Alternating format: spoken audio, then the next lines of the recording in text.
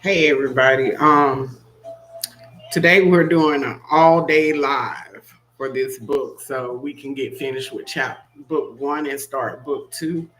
I know I've been MIA, but I had a whole wedding to go to yesterday, so um and it was very nice. It was decorated. Of course it was decorated, Londa. What the fuck? Uh-oh. It was done real nice. Big kudos to Curtis and Lynn Tate. Had a ball, enjoyed the family. I'm very family oriented, but I enjoyed it to the fullest, even though I was in and out. Only if you know, you know. If you was there, it was awesome. I really like the idea how they didn't go outside of the family to do the brides, the grooms, the ring. Did they have a ring there? I don't know, but they had the flower girls. It was really nice. Decorated decorations was awesome. I don't know who did their decorations, but it was very nice. I don't know if the children did them or if they had outside help, and it was really nice. And of course, I was there. I was telling people, "Come to my page, come to my page." And I was like, "What you do? What do you be doing?" I said, I share my books that I like to read, you know, and it was a lot of information out there thanks to my cousin. I'm not sure he want me to put him out there like that, but I am. Thanks to DJ Cube, he was giving me a lot of insight about YouTube and some of the do's and don'ts. And I know y'all see my counter back there. I'm in my house and I'm cooking, so I have to bring my stuff in here. But he gave me a lot of insight, do's and don'ts, and how to get this started, how to get that started. It's a lot of information, but I'm still waiting on him to send me something too. Don't forget, DJ Q. Don't forget.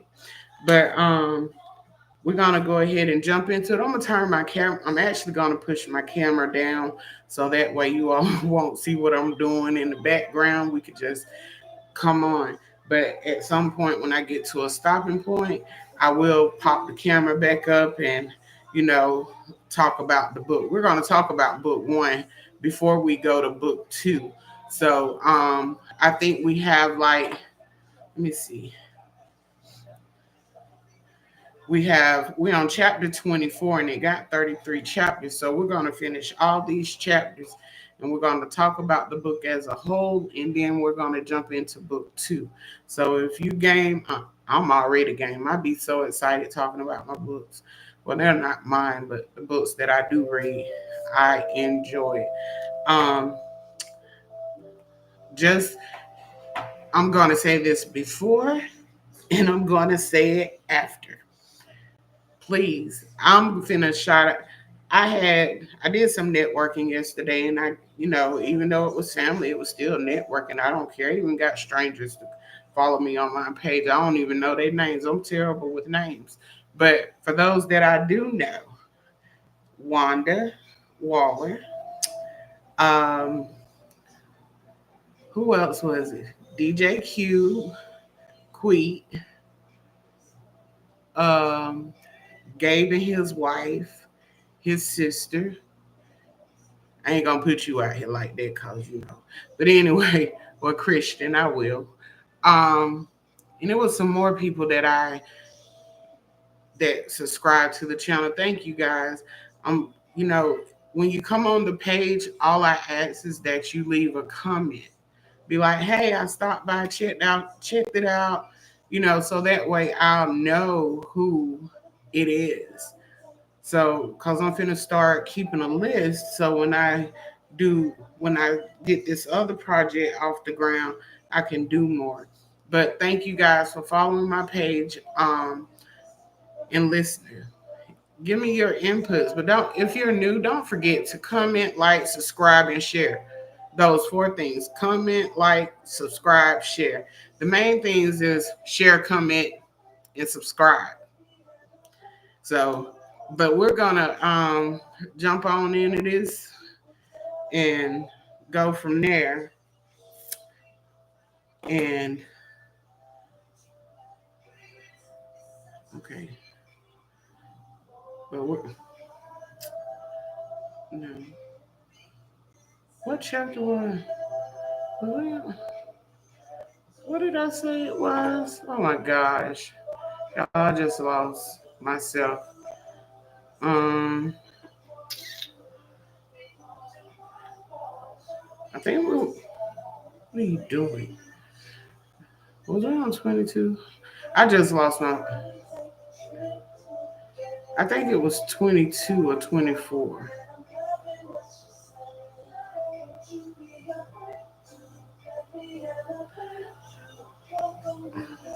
I just lost.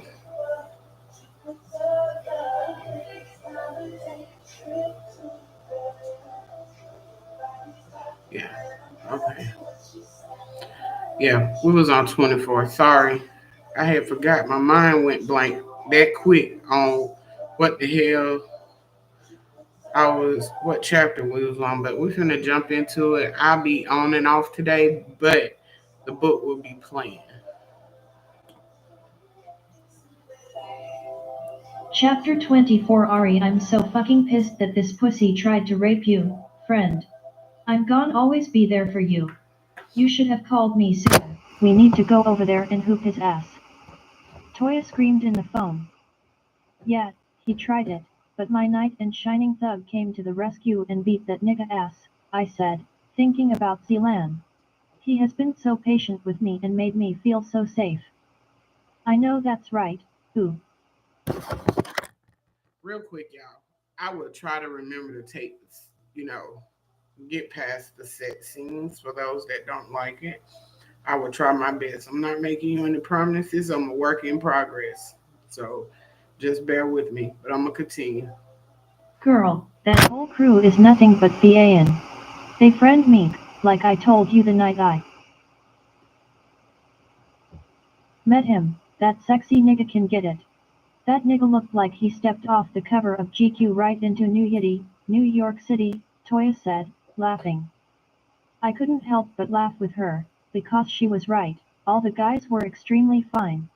Meek looked mixed with something, but his skin was a smooth milk chocolate color, his hair was silky but tapered on the sides and in the back with a man bun on top. His eyes looked like they changed colors depending on his mood. I noticed when he came by the other day and Zell explained what happened to me. They were bluish gray looking and then they turned to like a deep purple color. It was weird and damn sexy all at the same time. Wait until Toya see that shit. Girl, I know. I see why these chickens be falling all out over these niggas. Well, let me go, my Grams is calling me. Okay, friend, she said, hanging up and I switched over to my Grams. Hey, Grams, I sang in the phone. Hey, sweet baby. How you feeling? She asked me. I'm good, Grams. I'm staying with my friend. He won't let me stay anywhere else since he came and got me and beat Mark's ass. Oh, so he did that to Lil Puss Boy? Hell yeah, I like him already. Grams, how you know what Mark looks like? I asked, already knowing the answer she was about to give. I knew that Sierra had told Grams what happened, but that's all I knew. Girl, 'cause me and my goons ran down on they ass. I beat him, and yo mama ass. I should have beat her ass when she was young, and she wouldn't have turned out to be so damn stupid. But as a mother, I'm hurting for my child. I'm going to get her some help, she responded. I could understand where she was coming from, I just couldn't forgive my mom right now. She was really going to let that man take my innocence away. It's my decision on who I give myself to. I understand, Grandma. Now I want to meet this lil boy you got. Is he sexy? She asked, laughing at her own self. Yes, lie, he is sexy, I said, laughing with her. Well, let's get together tomorrow night for dinner. Tell Sierra to come too. Okay, sounds like a plan, see you tomorrow. I will text you the time and place, have Miss CYNT come with you. Love you, Grams. Love you too, baby, she said, ending the call. What you in here smiling about? Zelan asked me. I was just talking to my grams. She told me she went over to my mom's house and beat Mark, and my mom's ass. I said, laughing. Damn, I'm going to have to meet your grandmother, Zell said, still laughing. Well, she wants to have dinner tomorrow night, you good with that? I looked up at him. Yeah, I'm good, lil mama. Come take a shower with me so I can taste my best friend, he stated, walking in the bathroom. Man, I flew off the bed once the water was warm, and Zell turned the music on. Chris Brown's "Fuck You Back to Sleep" came blasting through the speakers. He started kissing me and my soul shook. Damn, this man was fucking my head up. As the music played, we were in a zone. Zell lifted me up with my legs on his shoulders and my back against the wall of the shower as the warm water sprayed down on us. His fingers were moving up and down on my folds, then he went face deep in my pussy. He was licking on my clit, making circular motions, and then he latched on, sending a ruptured volcano through my body. Oh fuck K, Zell, I whispered, throwing my head back as his tongue was assaulting my pussy. MMMHMM, baby. Let that shit go for me, you know daddy hungry, he moaned, as he continued, licking and sucking on my pussy. I was on another fucking planet. Ari, this my shit. It no longer belongs to you, you hear me?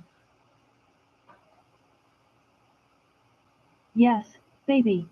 Oh damn. Suck my pussy, baby. I screamed as I grabbed his head, pushing him deeper into my cave. I needed this man, it was time. I have never wanted anything more than I wanted him right now. Please make love to me, baby. Make me a woman. I begged him. He continued to eat my soul out of my pussy, and I couldn't take it no more.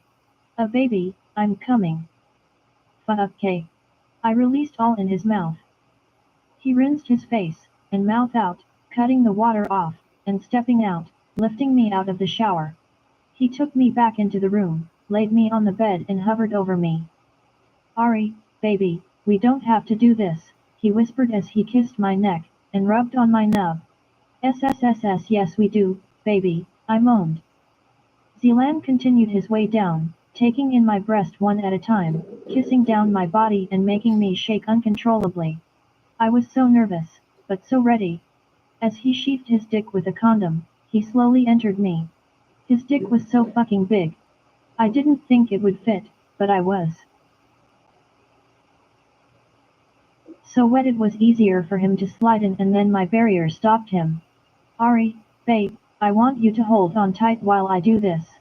It will hurt for just a little while, and then it will ease up. Okay, I moaned, but when he pushed in, I damn near fainted. A tear rolled down my eye, and he kissed it away as he fucked me slowly, moving in and out and rotating his hips. It was so painful, but now it feels so fucking good. This man wasn't playing no games with me. Fuck K. This pussy is so MMM, he growled. Yes, baby. Give it to me, babby. I yelled. All you could hear in the room was our moaning, and skin slapping against each other. That slow shit was out the window, we were straight fucking. I'm hooked. This was my nigga. Oh babe, I'm coming. Shit. Come on, baby. Come with me. He was moving faster, getting ready to ride the wave. Yeah, baby, I'm not letting you go. This. Slam. He slammed into me after every word to make sure I understood him. Some good, slam, pussy. Slam, I want you in my bed every night. Slam, fuck K. He growled so fucking loud and sexy as he released in the condom. If this is what it feels like to be with a man like Zelan Kassom, shit, I'm winning. Chapter 25. Zelan wanted to wait to have sex with Ari, but last night I was so intense, and she wanted it just as much as I did. When I entered her, I lost my entire fucking mind. This girl's pussy was so fucking lethal. That was it for me, I wasn't letting her go. I was gonna be the first and last nigga to suck and fuck on that pretty ass pussy. As soon as I get back home, I was sliding in that shit again, so she gon' need to get on some type of birth control. I'm gon' be in her shit every fucking day of the week. Ari was still asleep, and I didn't want to wake her, so I left a note, and hit the highway. The incident with Ari happened a few days ago, and I pushed business that I had to deal with to the back burner to make sure she was good. However, it was time to take care of these loose ends and make things shake. Let this posh shit fly for too long. When I walked into our warehouse, everyone was already here. I'm glad to see that everyone is on fucking time, for once, I stated, looking around the room.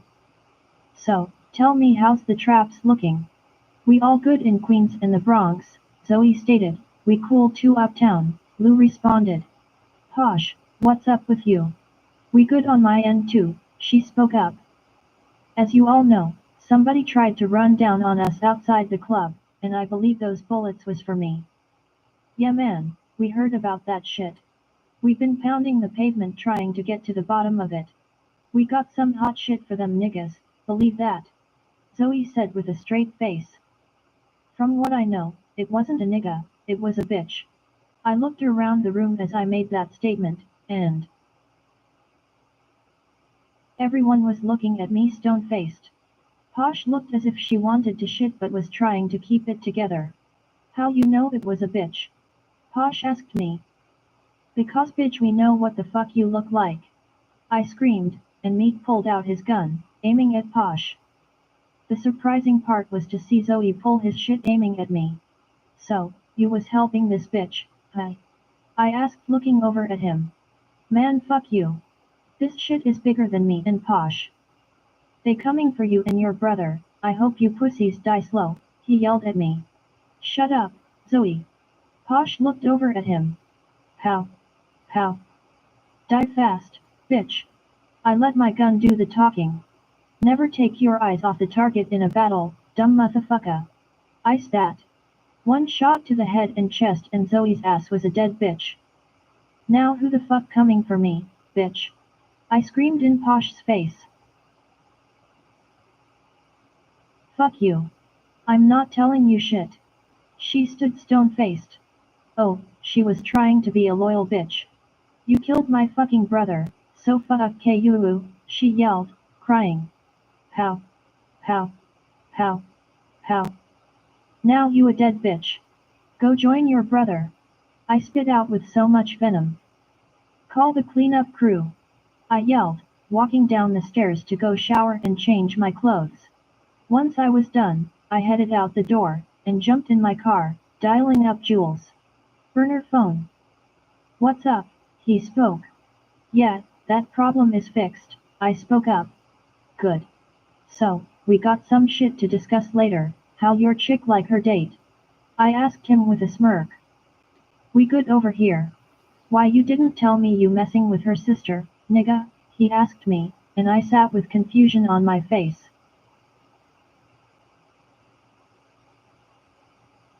I didn't know the chick you were with, and Ari were sisters. Fuck it, that don't matter. I guess you coming to the dinner with their grandmother tonight too. Yeah, Sarah invited me but we just cooling, getting to know each other. I will see you later tonight, he ended the call. Pulling into my driveway and entering my house, I ran up the stairs to see what Ari was doing. She was laying across the bed in nothing but a thong and lace bra, my shit bricked up instantly. I took my clothes off, as she stared at me, licking her lips. I pulled her on top of me. I missed you, baby, I said, kissing her full pouty lips. Sucking on those pretty ass lips was the highlight of my day. I missed you too, she groaned into my mouth, grinding her body on me as she massaged my dick. I think I done turned my baby into a little freak. I pushed her thong to the side and slid my finger into her gushy, wet pussy. She moaned in my ear. You like that, baby? I whispered. MMMM. Yes, baby. I love this shit. She grinned it on my fingers. I want you to write it, babe. Leaning over, I reached in the drawer beside the bed pulling a condom out. I sheathed my dick quickly and lifted her up so I could enter her. Shit. I growled, pumping into her slowly, so she could adjust to my dick. She was still new at this and I didn't want to hurt her. Oh baby, this shit feels S0000 fucking good, she screamed, moving up and down on my dick. Her pussy was wetter than a motherfucker. Fuck. This my shit, Ari. You give my shit away, I swear I'm gon' fuck you up and the nigga you give it to gon' fucking die. I told her. I was beating this pussy the fuck up. Ari started shaking, and I knew she was about to bust all over this dick, and I was right there with her. Baby, I'm coming, as she yelled. Baby shit. Me too. And we let loose together. Damn, that pussy is something serious, but I meant what I said, baby girl, that shit is mine, you're mine. I looked at her with a serious expression. A nigga was pussy whipped and off some virgin pussy at that. I get it, Z. I'm with you, she said, kissing my lips. We got in the shower and chilled for the rest of the day. Babe, why you ain't tell me your sister was seeing my brother? I asked her as we were getting dressed to go to dinner. Oh shit. I forgot all about it, babe. I'm sorry. We met your brother that night at the club. Sarah works at the bank he owns, she said as she stepped out of her closet rocking a Prada jumpsuit with some Prada wedges on her feet. This girl was so fucking fine. Let me grab my gun, I said to myself. It's all good. You ready to rock? I asked her. If you ready to roll, she said, laughing at her corny ass response. Ari had texted her grandma and sister earlier in the day letting them know that we were going to this steakhouse called the Strip House. We arrived, walked in and went to the hostess booth. Welcome to the Strip House. What name is your reservation under? She asked. Kassom, I responded. Yes, Mr. Kassom, right this way. She walked us through the restaurant, and into a private room. Jules and Sarah were already in the room seated at the table lip-locking. She gon' have my bro tied all the hell up. Damn, she just as beautiful as her sister. What's up? I said as we got to the table and took a seat. What up, bro? Jules stood, slapping hands with me. Hey, boo. Ari and Sarah hugged each other. You talked to Grams? Ari asked her sister. Yeah, they should be here in a minute, she responded as the door to the room opened. Shit. This some nice shit, these rich people up in here, CYNT. Me and Ju's head shot up at the same time and looked towards the door. What the hell was Malai doing here? Ma, what you doing here? I asked her. Hey, sexy cakes, what y'all doing in here? Jules, nigga, I called you this morning to come take me to breakfast, she said. Grams, you know them. Ari said. Hell yeah, I know them. These my sons, and my boo things, ain't they sexy, she said. Ma and Miss CYNT was bent over laughing. Sarah was sitting there shocked that we knew their grandmother. Wait. How the hell y'all know my babies? Ma asked, looking from me to Jules. Grams, this is the friend I told you I was staying with. He's the one that saved me from Mark, Ari responded, looking at Ma. The next thing I know Ma started spinning around, then she stopped and hit the floor, jumped back up, plopped in a chair shaking and shit. Ooh Lord, tacky me to the kingdom. My grandbaby's done hooked up with my sexy young things. Life won't be good no more Lord, cause I'ma have to fight my Hey guys. grandbabies. Me and Jules was laughing so hard. This woman was so damn funny. Ma, get your ass up and act right. I done told you about acting up in public, I told her, helping her up. Grandbabies, y'all gon' have to give me a fair one, or we can play rock paper scissors for these sexy niggas. You see this shit, CYNT? Yeah, I see it, lie. Miss CYNT said, shaking her head. Grams, you can't fight us, we didn't know you knew them, Sarah spoke up, still laughing at her grandma. Sarah, stay out of grown folk business now. Juju, so you seeing my Syrah? She asked him. Arya, oh baby, I'm sorry I'm gon' fight you over my Zell. But you really gon' have to give me a fair one, lean over and just let me slap you one good time. Ma said as she sat down. Grams. Ari yelled.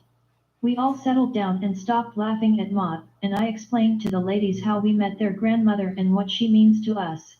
When they heard the story, Syrah and Ari was crying and thanking us for our kindness towards Malila. Ma told them to cut all that crying out and gee up. I swear that lady was something else. Ma, nothing will ever change between us. We still gon' do what we've been doing. Okay. Jules said, looking at her.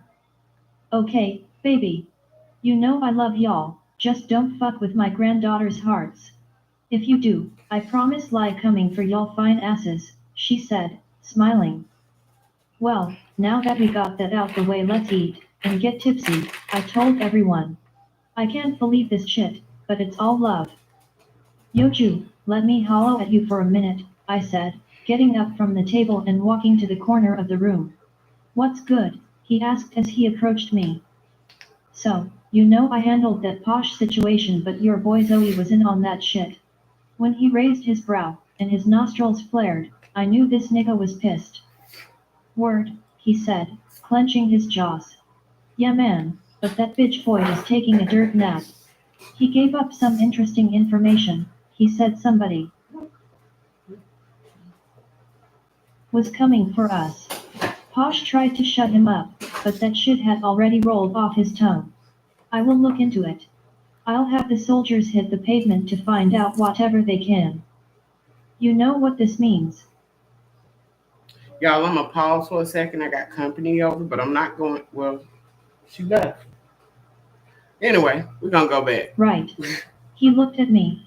Yeah, prepare for the unknown. I nodded, letting him know that I understood. Chapter 26 Syrah a month later.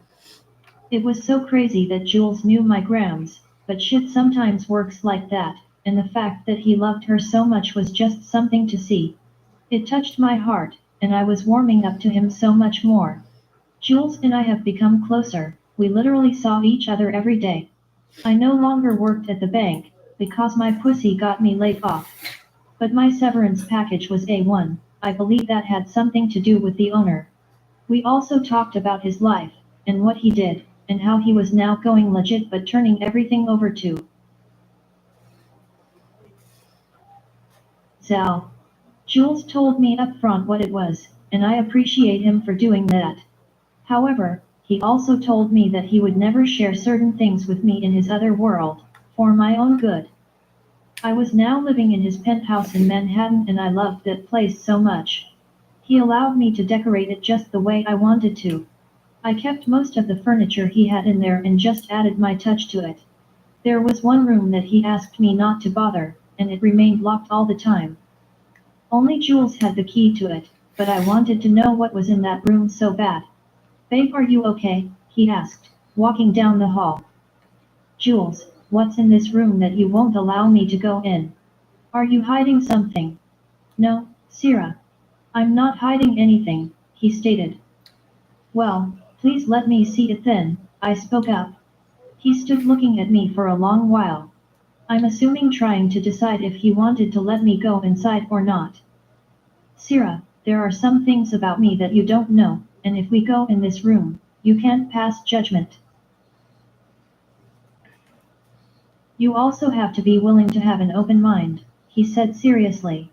He walked up to me, pinning me against the wall and kissing me so sensually, mixed with a little roughness that it had my pussy pounding against my silk panties.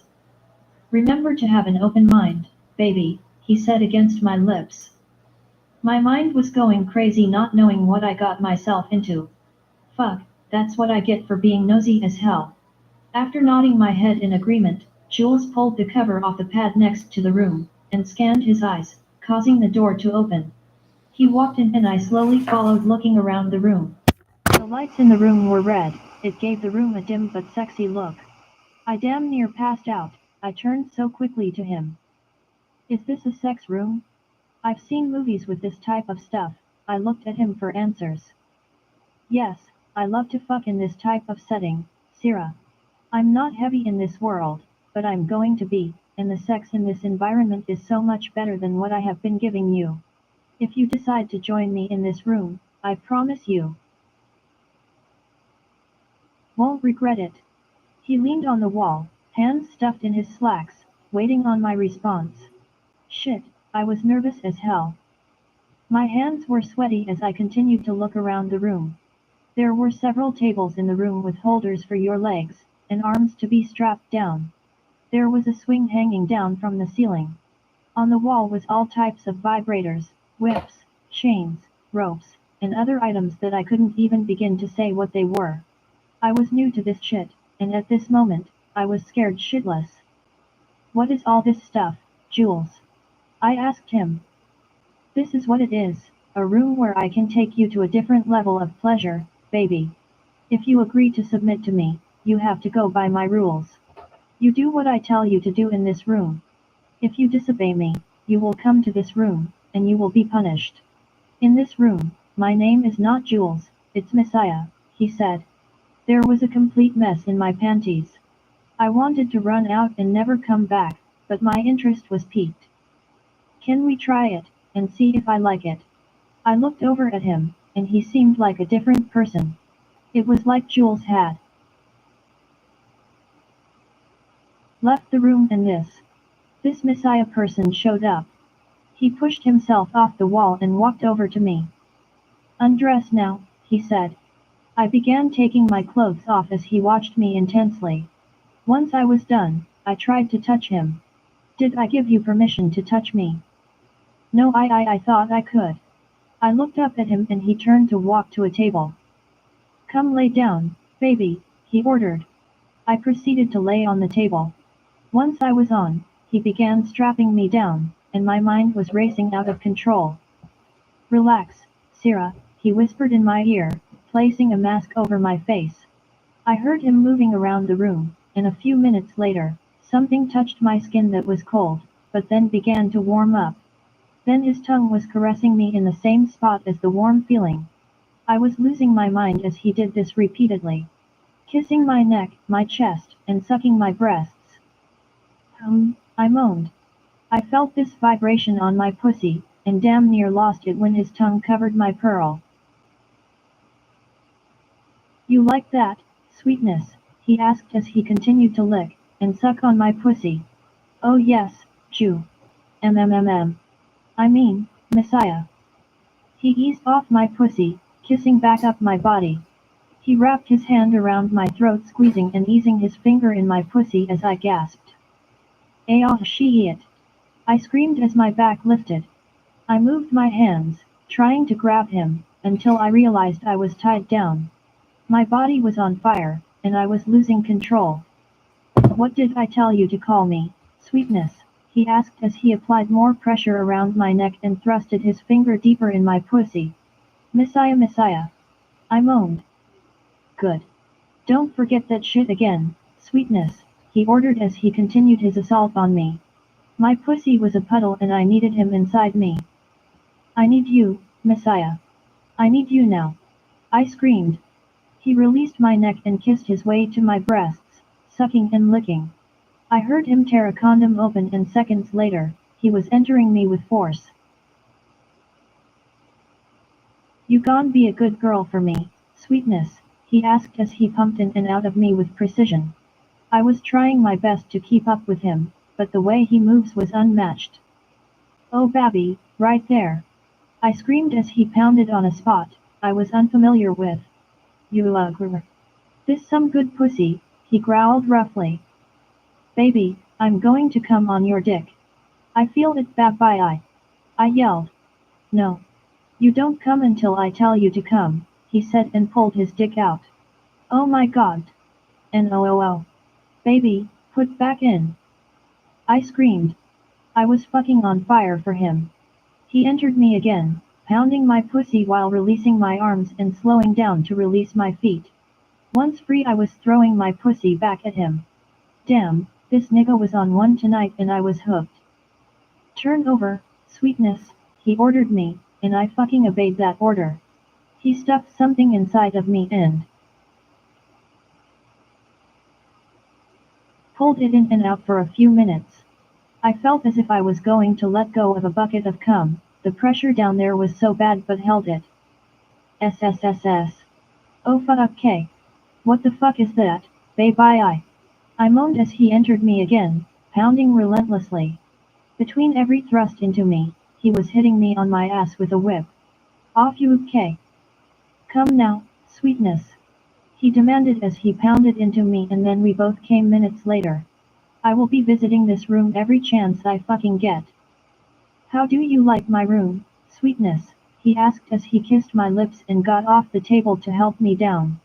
I fucking love it. I smiled at him, as we gathered ourselves to leave the room. I was so thankful for him blessing me the way that he has. I was feeling this man and the sex, oh my god. The sex got better and better every time. He was allowing me to see bits and pieces of his world. I even met his most prized possession, his daughter, Carrie, about 2 weeks ago and we hit it off so well. She told me she needed a best friend and wanted me to be her bestie. That little girl was so funny and loved her daddy. My birthday was in 2 days, and Jules asked me to go with him to Belize. We were leaving in a couple of hours, and I couldn't wait to get on that plane. Since it was my birthday, he invited Ari and Zelan as well. They both agreed to go, and it was going to be so special because Ari and I have never been on any trips together. Hey beautiful, you packed everything you need? Jules asked. Yes, babe. I'm so ready for this trip, I told him. My phone started ringing when I saw who it was. I smiled. Hello, baby girl, I smiled at Carrie. She loved calling me on FaceTime. Cece, can you come pick me up? She asked. I'm sorry, baby, but I won't be able to pick you up today. Remember I told you I was going out of town with your dad? I explained to her.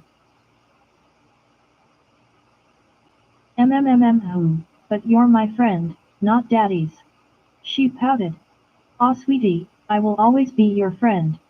I promise I will pick you up, and we will have a girls' day when I come back. You promise, she smiled. I promise, I said, smiling back at her.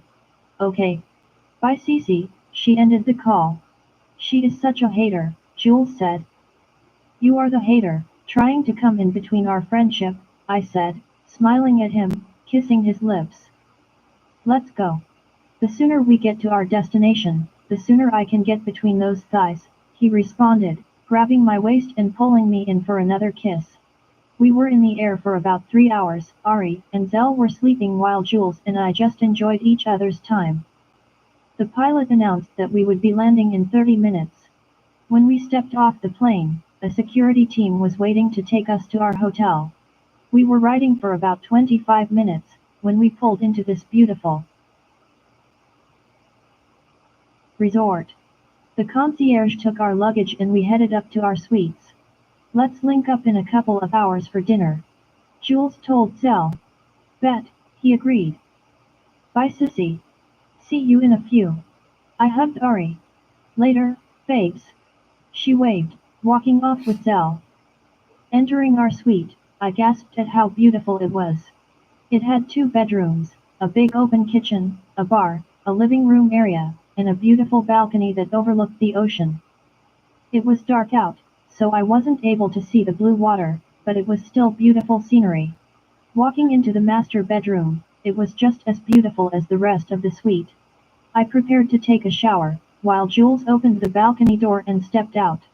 The warm water cascading down my body was such a stress reliever. After washing up, I lotioned my body with Love Spell and slipped my silk robe on, walking out of the bathroom. I noticed the balcony door still open, so I stepped out. Jules was looking out at the water with a drink in his hand. I want you to enjoy your time with me, Syrah. He watched me as he sat his glass down, stepping in my space. I will, baby.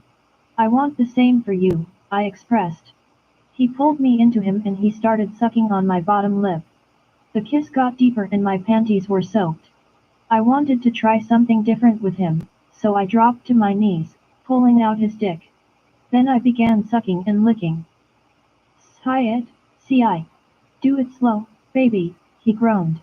I began to bob my head, wetting up his dick, and sucking slow. He grabbed my hair and began to thrust in and out of my mouth. I latched on a little harder. The pressure from the head I was giving him seemed to have Jules in another world. "Shit. This the best head I ever had, see. Phew ugh. Grr," he roared, coming all down my throat. Once he gathered his composure, he picked me up, laying me on the lounge chair. Opening my robe, he began to rub up and down on my slit. That feeling alone had me ready to come all over his fingers. When he pulled the condom out and sheathed his dick, I got up and slid right on it, moving slowly to adjust to what he was packing. Once I was good, he grabbed my waist, guiding me up and down until I got the hang of it since this was my first time in this position. "Yeah, babe, ride this shit," he groaned. We went at it for a couple hours knowing we had to get ready for dinner. "Beautiful, we already running late, let's get out of here," Jules said, coming in the room. "Okay, I'm ready," I said. We headed downstairs, and met Ari and Zell in the lobby. "Hey, took y'all long enough," Zell complained. "Sure did," Ari added. "We apologize. Now, where are we headed?" I asked them. "They said it's a real nice restaurant within walking distance," Ari said. "Alright, let's go," Jules said, grabbing my hand. Looking around at the ambience of the seafood restaurant, Zanzi's, it was really nice. It was also a place where all the locals like to eat. The drinks were flowing, and we were having a good time until something caught Jules's attention. "What the fuck?" he said, jumping up from the table. We all looked at each other and got up to follow him. Chapter 27. Jules, I can't believe that Malai was Syrah's grandmother. Man, that woman meant so much to me and Zell. Zell also gave me the rundown on the posh shit, and the boy Zoe saying someone was gunning for us. I put some people on this information to see what they came up with. It's been a month now, and nothing has popped off yet, but I always say be prepared for the unexpected. Shit has been good with me, and Syrah. She was slowly breaking down this wall I had built up for so many years over Kenya. I even let her meet Carrie. I wanted to see her so bad one night that I asked her to come to my home for dinner. Once her and Carrie met, they instantly hit it off, and CICI, as Carrie calls her, is now Kari's best friend. It is hard to let go of Kenya, but I know it is something that needs to be done. After allowing Syrah to go in my room at the penthouse and she agreed to be my sub, I knew then that it was much more to us and shit was getting real. Just reflecting on the shit I did to her in that room still had my dick hard wanting more of her. Syrah was mine, and I literally fucked the shit out of her, and will continue to do so. The feel of my dick pounding into her had me ready to murder any motherfucker that glanced at her ass. I decided to surprise my boy Xavier and go out to Belize to visit him. It was the perfect time because Syrah's birthday was in a couple of days. We had been in Belize for a few hours now, and I blessed Syrah with some of this wood, while she gave me some bomb-ass head. I don't know where she learned that shit from, but if I found out that some sideways shit happened, I was going to lose it. We were now having dinner, drinks were flowing, and we were just having a great time. Ari and Zell found this restaurant, and I must say the place was nice as I glanced around. Until something caught my eye at a nearby table, and I swear my eyes were playing tricks on me. It can't be her, I thought as I continued to stare openly, not really giving a fuck. What the fuck? I jumped up from the table, swiftly moving across the room as I got closer. It was fucking her. Sitting at a table with my boy Xavier. What the fuck is this shit? Kenya. You are supposed to be dead. I yelled, standing in front of the table. Hearing Zell call my name, I looked back and saw that all of them were standing behind me, but at this point, I could care fucking less. Xavier stood up, while Kenya looked at me in a daze, still not saying shit.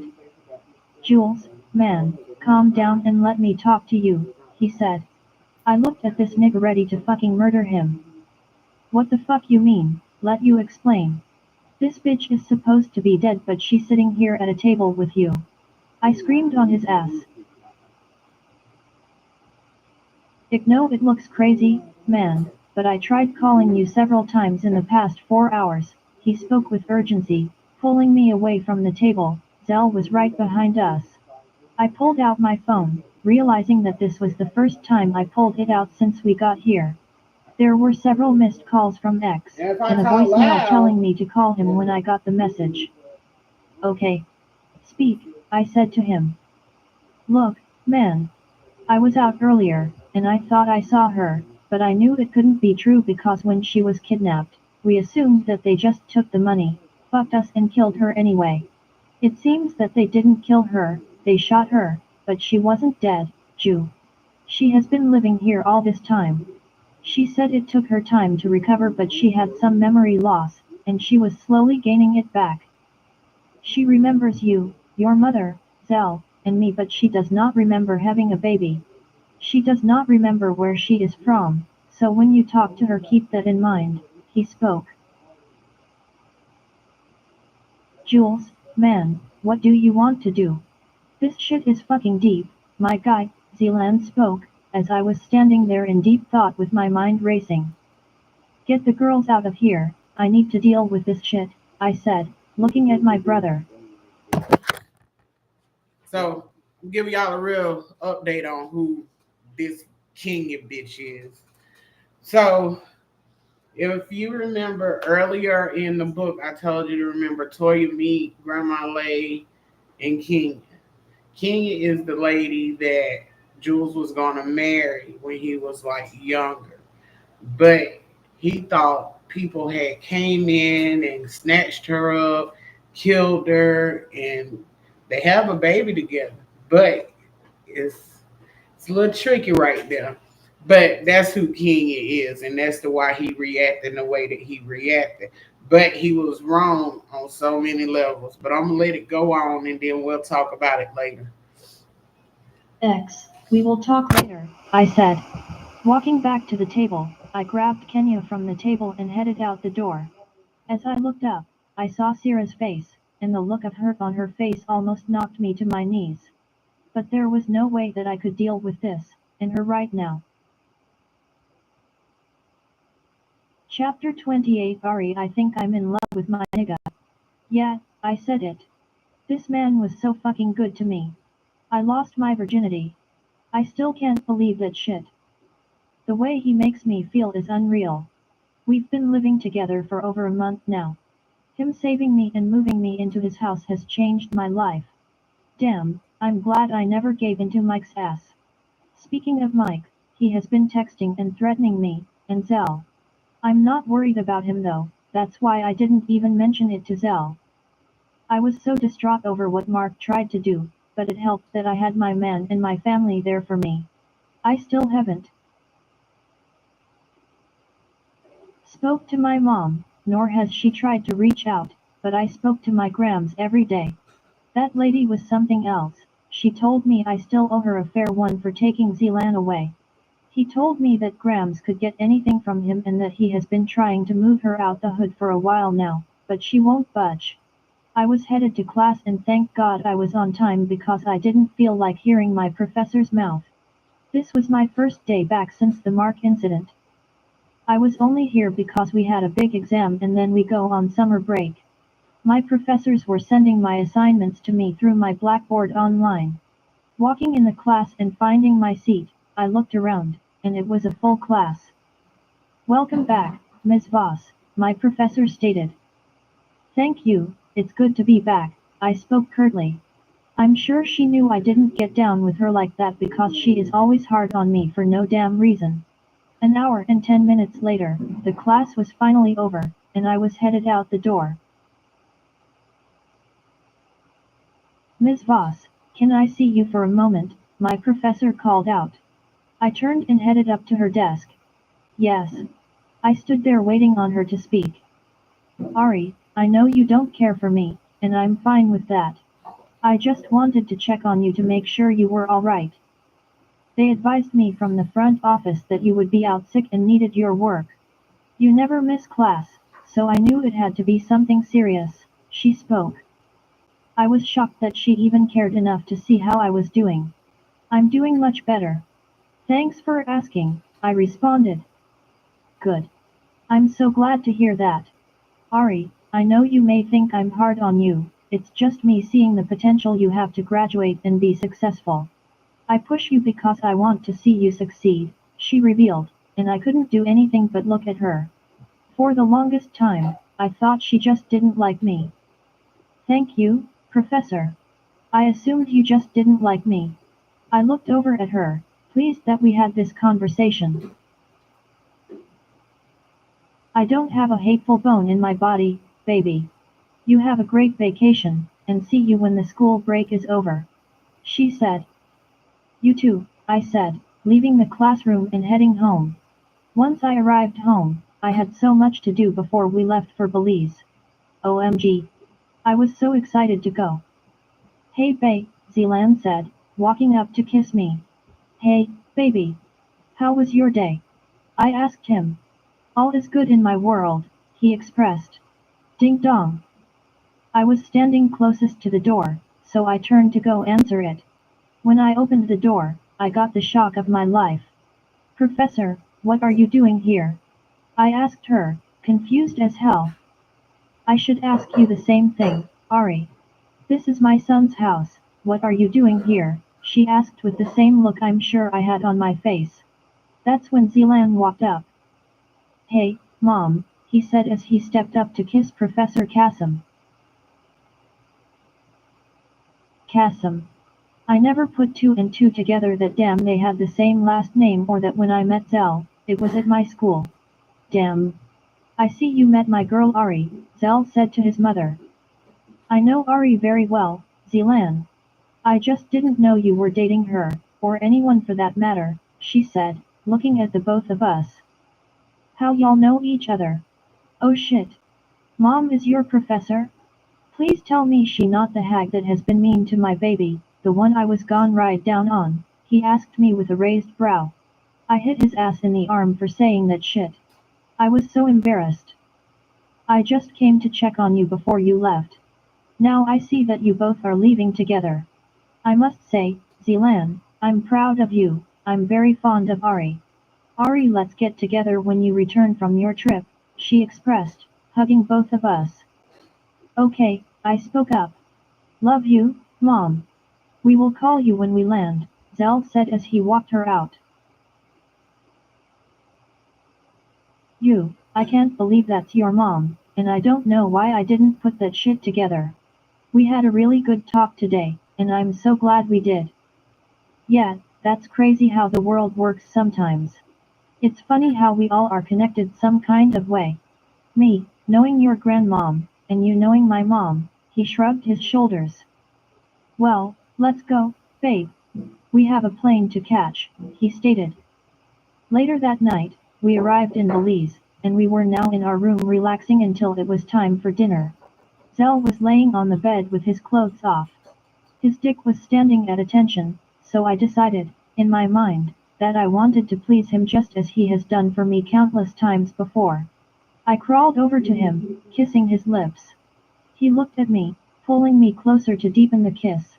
I started kissing my way down to his shaft, rubbing it up and down, kissing it, before placing it in my mouth. Babe, just open wide, and don't use your teeth. I got this, babe, I have been watching videos. I looked up at him as I continued my mission. I must have been doing something right because Zell started rubbing his fingers through my hair. That's all the fuck you better be doing is watching videos, he groaned. Shyet, Ari. MMMM. Phew okay, he growled. With the moans and movement he was making, I felt that I was doing something right, so it motivated me to go a little deeper and faster. Oh fuck. Babe, right there. Don't stop that shit. He yelled as he started pumping in and out of my mouth. I almost gagged but I held it together. My mouth gripped tighter around his wood, sucking up and down with a little more pressure. His back rose from the bed, and he grabbed my head again.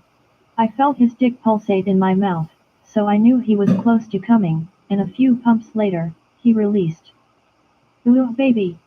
Fuck okay. Damn, that shit was so fucking good. That sealed the deal, I'm marrying your ass, he laughed. I laughed with him, got off the bed and headed to the bathroom so we could take a shower, and get ready for dinner. An hour later, we were at dinner with Sierra and Jules having a great time. Then out of nowhere, Jules jumped up moving quickly, and Zell was right behind him. Sierra and I decided to follow them to see what was happening. Jules approached a table and was screaming at this guy Xavier, and this chick, he said her name was Kenya. He was yelling that she was supposed to be dead. I was so fucking confused right now. I looked over at my sister and she was looking on intensely at them as they went back and forth. When the Xavier guy stood up and pulled Jules to the side, that's when I spoke up. "CI, what's going on?" He called her Kenya, that's his fiancée that was supposed to be dead. "But I guess she's not," she whispered to me, with a hurtful look in her eyes. Jules turned around, walked quickly back to the table, grabbed this Kenya chick up and pulled her out of the restaurant. I looked over at Sierra and tears were sliding down her cheek. Damn, this is all the way fucked up. He could have at least said something to her, not just walk away with the next bitch like she was nothing. "Come on, y'all, let's go." Zell walked up to us. "Babe, what's going on? Why he do her like that?" I was popping off questions left and right. "Not now, Ari. I will explain later." He looked at me with a saddened expression. Sierra walked slowly behind us with her head hung low. "Sierra, I'm sorry this is happening. I'm sure my brother will explain it all to you. Just give him some time to find out what's going on," he said, looking at CI. She nodded her head up and down, and told us she was going to the room to lie down, so Zell and I headed to our room. "This shit don't fucking add up." "Phew, he screamed. His phone started ringing and from the sound of it, he was talking to Jules. This was some insane shit. I was worried about Sierra, so I dialed her cell. "Hello," she answered. "Hey CI, are you okay?" "No. Ari, this is all bad. I was feeling him. Shit, I gave up my virginity to this man. That was new. From my knowledge, CI was a virgin, but hell how can I talk when I was popping my shit for a real nigga too? It's going to be alright, CI. Ari, I'm going to catch the next flight home. Jules has some shit he needs to figure out and I just can't sit here and watch." He walked out without saying shit to me, she screamed, crying into the phone. "Okay, sis. We will get our things together, I'm not letting you fly alone." "Okay," she said, ending the call. "Babe, we are leaving. Jules isn't coming back, he is headed to the airport to get back home," Zell explained, pulling me in for a hug. I looked at him as if he had two heads. What the fuck does he mean, he's not coming back? This is so fucked up, babe. He could have said something to her. I yelled. "I know, beautiful, I know. I'm sorry this is going down like this. Something doesn't seem right, but I promise I'm gon' get to the bottom of this shit," he said, hugging me again. Fuck Jules Kassom. If he doesn't make things good with my sister, then we're not good. Chapter 29 Zealand is some crazy shit. My mom is Ari's tea professor. Ari and I talked so much shit about her professor that I told her I would ride down on her to make her treat my girl right. We joked about the shit all the time. Funny how I was gone ride down on my own mother, that shit would not have worked in my favor. Since I moved Ari in with me, shit between us was all good. I turned over my player card and I'm trying to see where this shit takes us. Jules invited us to come to Belize with him and Sierra. Ari needed to get away, and I wanted to fuck her on the beach, so we jumped on board. When we got to the hotel, we all went to our rooms to get ready for dinner. Bruh, when I tell you my girl sucked my soul straight out my dick. She sucked my fucking soul and she ain't gave that shit back yet. I want my shit back though. A nigga need his soul, the fuck she thought this was. I don't know where she got that shit from, but I know this fucking much, I'm watching her ass. My girl was fucking beautiful, and I'm serious about her, she got my head fucking gone. We were sitting at dinner when my brother jumped up from the table, shit I was right behind him. When he stopped to the table, and I saw the fucking occupants, I wanted to fall out just like Malai did. What the fuck? Kenya? Man, she was supposed to be dead. They sent Ju a video of her being shot, so how the fuck is she sitting here with X? After Xavier explained to Ju that he had called him a few times, Jules calmed down. He walked over to me and asked me to get the girls out of there, and I agreed. When he turned and walked back to the table, snatching Kenya up, he hauled ass out of the restaurant forgetting that CI was there. I knew then that this shit was all fucking bad. This girl looked fucking crushed, and I know Ari was pissed the fuck off from all the damn questions and screaming she was doing. I apologized to Sierra for my brother, but she was in another headspace right now. CI was in her room, and Ari and I was in our room trying to figure out what the fuck had just happened. My phone was ringing, and I saw that it was Ju. Yo man, what's good? I asked, answering the phone. Man, I have no fucking idea right now. We are on our way to the airport, I have to figure this shit out with Kenya. He spoke. Did you fucking forget you have a lady here, Jules? I yelled. I was fucking pissed. I get trying to get to the bottom of this shit. I also get getting Kenya to safety. But fuck, he has a woman that he bought here and just fucking left. I can't wait to get back. I'm fucking telling mama. They in a damn food. No, I didn't forget. This shit is fucked up I know, but Kenya is my fiancé, and I need to make sure she is good, Z. They in a sweet snitch, y'all. He's a mama's boy. He done said, I'm finna go tell my mama as soon as I get there. Little fucking snitch. I need you to make sure Sierra is good for me, and I will call her soon to explain. Take the jet home, I'm going to rent a jet to get back, he responded. Man, I will deal with your ass later, me and mama cause I'm fucking telling on your black ass. Then I hung up on his stupid ass. That's my brother but right is right, and wrong is wrong. There was a better way to handle this shit. Ari was still fucking going at it, and she damn near blew her top when I told her Ju was headed home. She said see I wanted to leave, so I guess we were fuck leaving. Damn, I didn't even get to pinch the pussy on the beach. 3 a.m. We had arrived back in New York, and all of us were tired as hell. Ari invited her sister to come stay the night with us, and she declined saying it was best if she went home. Once we dropped Sierra off, Ari and I headed home to get some sleep. The next morning, I woke up and Ari was still sleeping so I decided to call Meek to check in. What's happening, man? He answered. Just checking in. How are things looking on your end? I asked. We good over here. How is the trip going? Man, some crazy shit popped off, and we are back home. Let's link up later and I will tell you about it. I will be at the club tonight. Ari wants to celebrate her sister's birthday, I told him. Shit, let's do it then. Make sure security is tight in that motherfucker. We need to treat that warning we got from that nigga Zoe with caution, he responded. We good, my nigga. See you tonight. Ending the call, I went back in the room, and Ari was up watching the news. Morning, babe, she spoke as I got back in the bed. Morning, beautiful. What's on the agenda for the day? I asked her. Nothing much, I want to check on Sierra and let her know about tonight. But for right now, I'm going to cook my man breakfast, she smiled. I looked at her ass sideways because she never cooked me anything. You know we have a chef, right?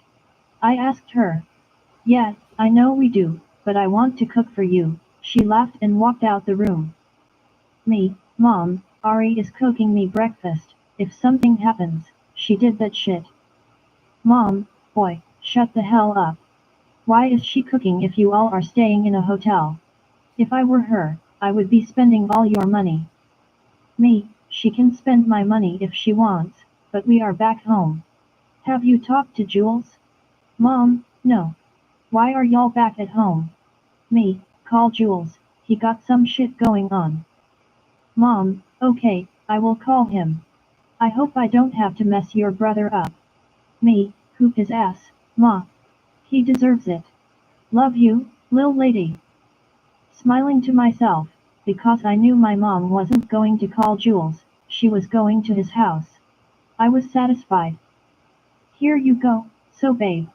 Ari came in the room with some eggs, bacon, and toast. It looked good.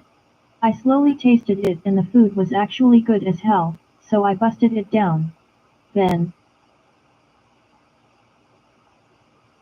after breakfast, we ended up in the shower, and I busted her down too. This girl was going to be the death of me, and if I died today, fuck it, I was ready to go. Later that night, we were at Club Velvet in VIP, and Ari was dancing on my lap as Panda blasted through the speakers. She was looking sexy as hell tonight. She was rocking an off-the-shoulder black crop top from BB, a black pencil skirt, and a pair of red peep-toe red bottoms. That ass was sitting just right in that damn skirt. I was ready to take that shit off her ass. If you don't cut that shit out, we gon' be upstairs in my office with my dick somewhere near your tonsils, I whispered in her ear. I'm sorry, babe. You know how I get when I'm drinking. Ari said, smiling. So, is your sister going to come out and celebrate her birthday? I asked. Yes, she said she was on her way, she replied. Good. Meek walked into VIP a few minutes later, and the ladies were pulling on this nigga like he was Kofi Siriboe 2.0. What's up, my nigga, he said, walking up and slapping hands with me. The bottle girl came up placing a bottles of Henny, Ace of Spades, and Ciroc on the table. What up, my dude? I see you can't shake these ladies off yet, bruh, I said, laughing at his ass. Man, shit, you know they can go in rotation, I'm with it. He laughed. Hey, Ari. What's up with Yad? Meek spoke. Hey Meek, good seeing you again. Ari said, jumping and running up to her friend Toya as she walked up the stairs. It was live as fuck at Velvet tonight, and the place was so packed. Niggas was shoulder to shoulder. Hey y'all. It's good seeing you both under better circumstances, Toya said, smiling at Meek and me. Yeah. Good seeing you too, Miss Lady, Meek said, licking his lips. Aw hell nah. This nigga on one tonight, I hope like hell he don't fuck with Toya, because if he fucks up then I'm gonna have to hear Ari's mouth. I'm gon' make sure he know to be straight up with old girl from jump. Nigga, lil mama fine as hell. Meek said, looking at Toya. Yeah, she bad, but nigga that's my girl best friend. I don't want no smoke, so you need to be a grand with her if you trying to hit, I said to his ass. I got this son, he replied. Just as we were about to pour another drink, Sierra walked in VIP. Good damn. Who the fuck is that? Meek asked. I was already shaking my head, telling his ass that was a no-go. No, nigga, she off limits. That's Ari's sister and she belongs to Jules, I told him. Damn that is one lucky nigga, he replied. Tell his ass that. I said. Cause his ass needed to know that shit. I know he trying to find out what's up with Kenya, but to be honest, I never liked Kenya. Her vibe was always off, and it just fucked with me. Her suddenly showing up was just some crazy shit, and it's something up with that shit too. Hey Sierra. How you feeling? I asked her. I'm good, thanks for asking, she smiled. Sierra looked as if she didn't want to be here and I could understand why. I'm so glad you came. Ari yelled over the music, hugging her sister. I'm only gonna be out for a little while, Ari. I'm really not feeling being in this club, she stated.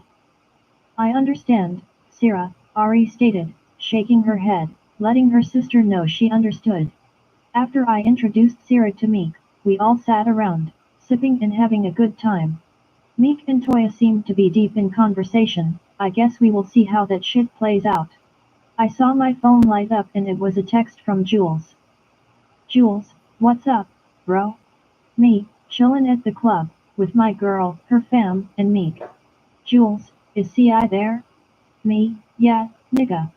We had to make up for the shit you pulled and celebrate her birthday. Jules, fuck man. I know, but I have to figure this shit out with Kenya. Me, well, I guess CI gon' figure out what's up with this nigga all in her face. That should get that nigga real tight.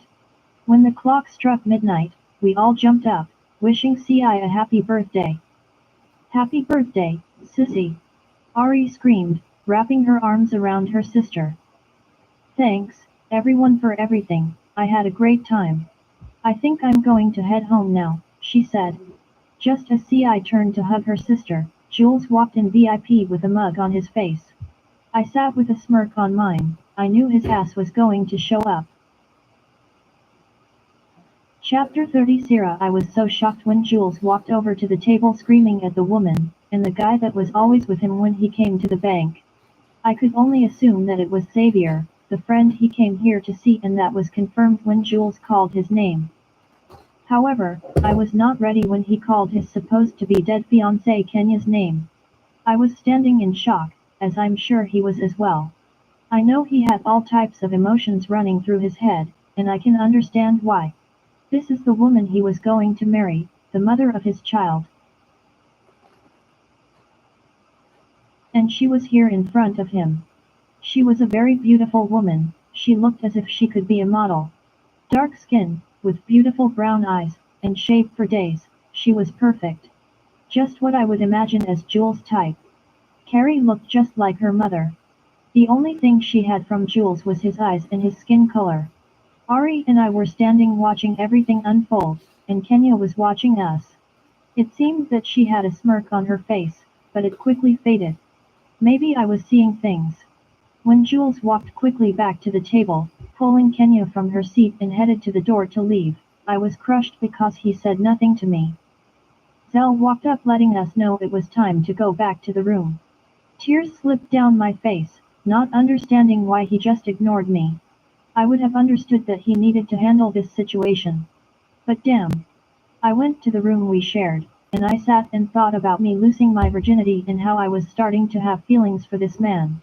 Something I have never experienced before, and I thought about all the time we had spent together.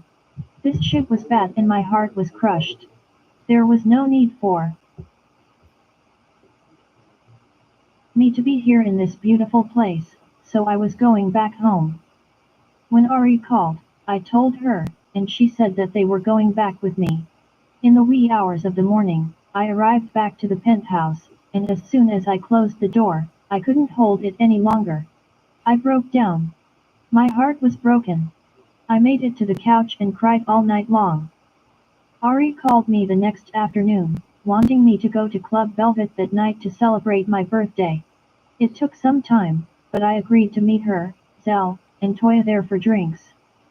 I laid around all day feeling helpless. I knew I would have to shake this shit off, I'm just not sure when that would happen. Later that night, I was in VIP watching them have a good time, but I was just not in the mood for this shit. Fuck, that was it for me. I was hurt and now pissed because he still had not reached out to me. It was after midnight. Everyone wished me a happy birthday, drinks were flowing, and it was time to make my exit. When I told Ari, I was leaving and turned to walk out, coming face to face with the man that broke my heart. As he walked up to me, I wanted to find the nearest exit. Sierra, I need to talk to you, he spoke. Oh, so now you want to talk? Would it have been the right time to talk when you took me to Belize? Or maybe it would have been the right time to talk when I arrived home. I'm out of here. I screamed. Sierra, I don't do this public shit. Let's go to my office and talk. Please. He grabbed my arm, pulling me to the stairs. When we made it to his office, he closed the door, and pushed me on it, sticking his tongue down my throat. Whap! I slapped the shit out of him. You don't get to fucking touch me. Say what you need to say, Jules. I yelled. Sierra, I'm sorry, okay? I know this is fucked up. This is not what I expected when I got over there. I need time to figure this out, baby, please, he responded. Fine. Do what you have to do, I whispered, with tears rolling down my face. C.I., please don't do that. Don't cry. He walked up on me, kissing my lips, and this time, I let him. The kiss got deeper. I was weak for this man. Jules picked me up, sucking all over my neck and chest. Pulling my shirt off as he carried me to his desk, swiping all the things on the floor. He laid me down on the desk, taking his pants off. He looked at me for a minute before he began massaging my pearl. I was losing my mind, moaning as this man took me to another place. I want you so fucking bad, Sierra, he whispered in my ear as he slid inside of me. She it.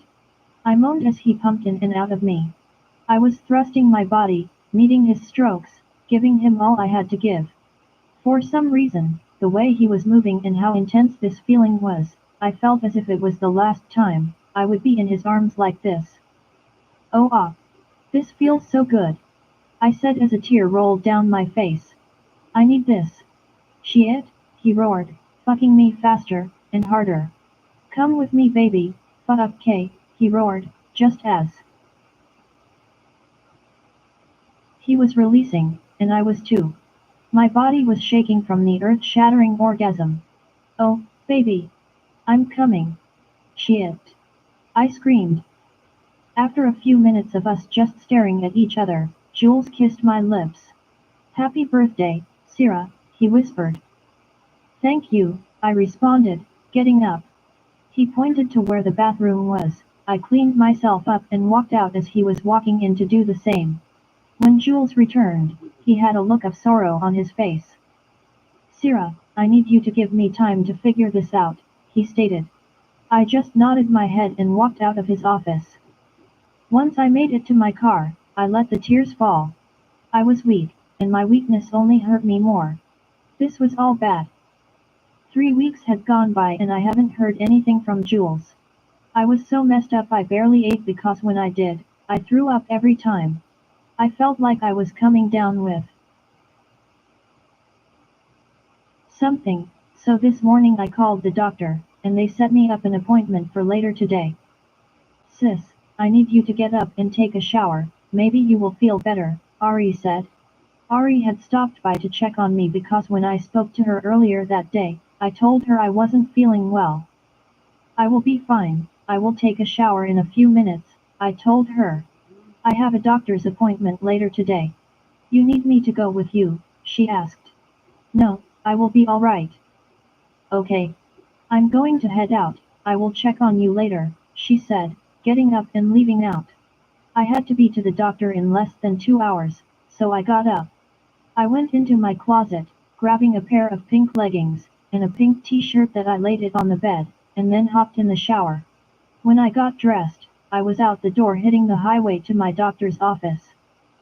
Sierra Voss, the nurse called out. I stood and walked behind her to the back. She took my weight, checked my vitals and led me into a room to undress and put on a gown. Ms. Voss, once you have changed, I need you to give us a urine sample in this cup. Just place it on the table when you're done, she said and walked out of the room. 10 minutes later, the nurse came in, took the urine and said the doctor would be in shortly. Someone knocked on the door and the doctor walked in the room. Hello Ms. Voss, I'm Dr. Stevens, she spoke. Hello. So, you said you felt weak, your head was hurting, and you haven't been able to keep anything down, she asked. Yes ma'am, that is correct, I stated. Could you be pregnant Ms. Voss? No ma'am. I don't believe so. Now I was officially nervous, thinking back on the times I had sex with Jules. We had unprotected sex twice, shit. I pray that I'm not pregnant. The nurse walked back in the room and passed the doctor a piece of paper. Well, Miss Voss, I have your test results, and you are indeed pregnant. I'm going to ask you to lie on the table and we will check to see how far along you are, she stated. I can't believe this shit. How careless could I be? I didn't want to ever bring a child into this world without having both parents to raise them. The doctor placed this cold gel on my stomach and proceeded to rub this lube on my stomach. A faint thumping sound filled the room. That is your baby's heartbeat, Ms. Voss, she said, smiling, and I smiled back at her. I couldn't believe that there was a human being inside of my body. There is your baby. You look to be about 7 weeks pregnant. I would like to see you back in my office in 2 weeks, she stated, shaking my hand. Pregnant? I can't believe I'm fucking pregnant. Chapter 31 Jules seeing Xavier and Kenya at the table together, I almost lost my fucking mind. Hell, I think I'm still losing my mind, but after Xavier explained what happened and that he was trying to reach me, I was able to calm down. I walked back to the table, pulling Kenya to her feet, and out the door. My security team was standing by since they were already in the restaurant, but what killed me was the look on Sierra's face when I passed her. It was stupid of me to not say anything, but I needed Kenya in a safe place. The car came to a stop in front of the hotel, so I opened the door for her to get in, and then I slid in behind her. Kenya, I need you to tell me what happened. I need to know what happened to you. I'm sorry, I don't remember much. I know I was shot because I had to go through the healing process from my injuries. The nurse that allowed me to stay in her home, once I was released, told me that someone found me and got me to the hospital, but that is all I know. I don't remember who did this to me, I don't remember anything about that time. It's so frustrating, she cried. I pulled her to me, wrapping my arms around her. It's going to be alright, baby. Nobody will ever be able to hurt you again, I told her as she continued to cry, with her hands covering her face. Xavier spent time today showing me pictures. He said we were getting married, and that we share a daughter. The doctors explained that I had some memory loss but assured me that it would come back eventually. I feel so ashamed to not remember my own damn child. She looked up at me, with tears flowing down. I swear, the love I had for this girl seemed as if it had never left. I can only remember being with you and living in an apartment. I remember Zelan, Xavier, and your mother. I know that my parents are deceased because all of that happened before I met you, she spoke. I'm sorry this has happened to us, to our family, I said, kissing the top of her head. What do we do now? Where are you taking me? I have been here for years and started to build a life here, she said, looking at me for a response. I would like you to come back with me, so that we can figure this out and you need to meet your daughter. She is beautiful just like her mother, I told her. I'm fine with that, Jules. She wiped her eyes, leaned up to kiss me, and the love flowed into my body. However, I had a bigger issue. I have feelings for Sierra, and I'm not sure they can be so easily erased. We were at the airport waiting on the private jet that I rented to get ready for takeoff. I had just finished my conversation with Zell, which didn't go well. Shit, he made me feel worse than I already did. I feel horrible for leaving Sierra, but Kenya was a priority right now. I need a drink, and I need that shit right now. We made it back to New York, around 2 in the morning. You can sleep in the guest room, which is right next to my bedroom, I said to her. Can I sleep with you? I haven't touched or seen you in years. Oh wait, do you have someone? Oh my god, I never thought to ask that question, she frantically stated. Calm down. I'm not in a relationship, but I'm seeing someone, I replied. Do you love her? She asked. I have feelings for her, and I'm not sure that it's love, but my feelings are strong for her, I explained. How do we move on, if you have already moved on with someone else? Tears flowed from her eyes. Because you are what's important to me right now. The love I have for you is stronger than anything I feel for her. We have a daughter that needs both of her parents. Look. Let's get some rest, and we will figure this all out in the morning, I told her. Okay, she whispered. I felt so fucking bad. I know this is going to hurt Sierra, but how can I hurt Kenya when she has been through so much? Kenya was my heart, and believing that she was dead, things were different. However, knowing that she was alive was a game changer. The next morning, Kenya and I were having breakfast when I heard Carrie screaming. I had texted my mother to have the nanny bring her home. Dottie, she yelled out. I'm right here, baby, I said, walking up to her as she ran into my arms. Daddy, why are you here? Where is Cece? Did you bring me something back? Carrie was spitting out questions. Hello, Mr. Kassom, Kari's nanny, Trisha, spoke. Good morning, Trisha. Thank you for getting her home so quickly. No problem, sir. I will go upstairs to my room. Please let me know if you need me, she stated and walked off, bringing my attention back to Carrie. Now to answer your questions. No, I didn't bring you anything back because Daddy had to rush back home, I told her. Just as I was explaining myself to Carrie, Kenya walked up behind us, and Carrie peeked her head around me. Daddy, who is that lady? She looks like the pictures of my mommy. Where is Cece? She spoke with attitude. Come here, baby. I want you to meet someone, I replied, pulling Carrie with me to stand in front of Kenya. Carrie, remember the talks we had about your mother? That she was in heaven. I asked her. She said, still looking at Kenya. Well, Daddy found out that Mommy was hurt, but she wasn't in heaven, she was in the hospital for a long time. Carrie, this lady is your mother, Kenya, I told her. Hi, Carrie. You're so beautiful, Kenya said. Hi, Carrie spoke, standing on the side of me. Daddy, I need to do something. I'm going to my room, she said, taking off for the stairs. Let me go talk to her, I will be back in a second, I told Kenya. As I got closer to Kari's door, I heard her talking. I assumed she was on her phone, so I decided to listen. Cece, it's me, Carrie. I need you to come to my daddy's house and pick me up.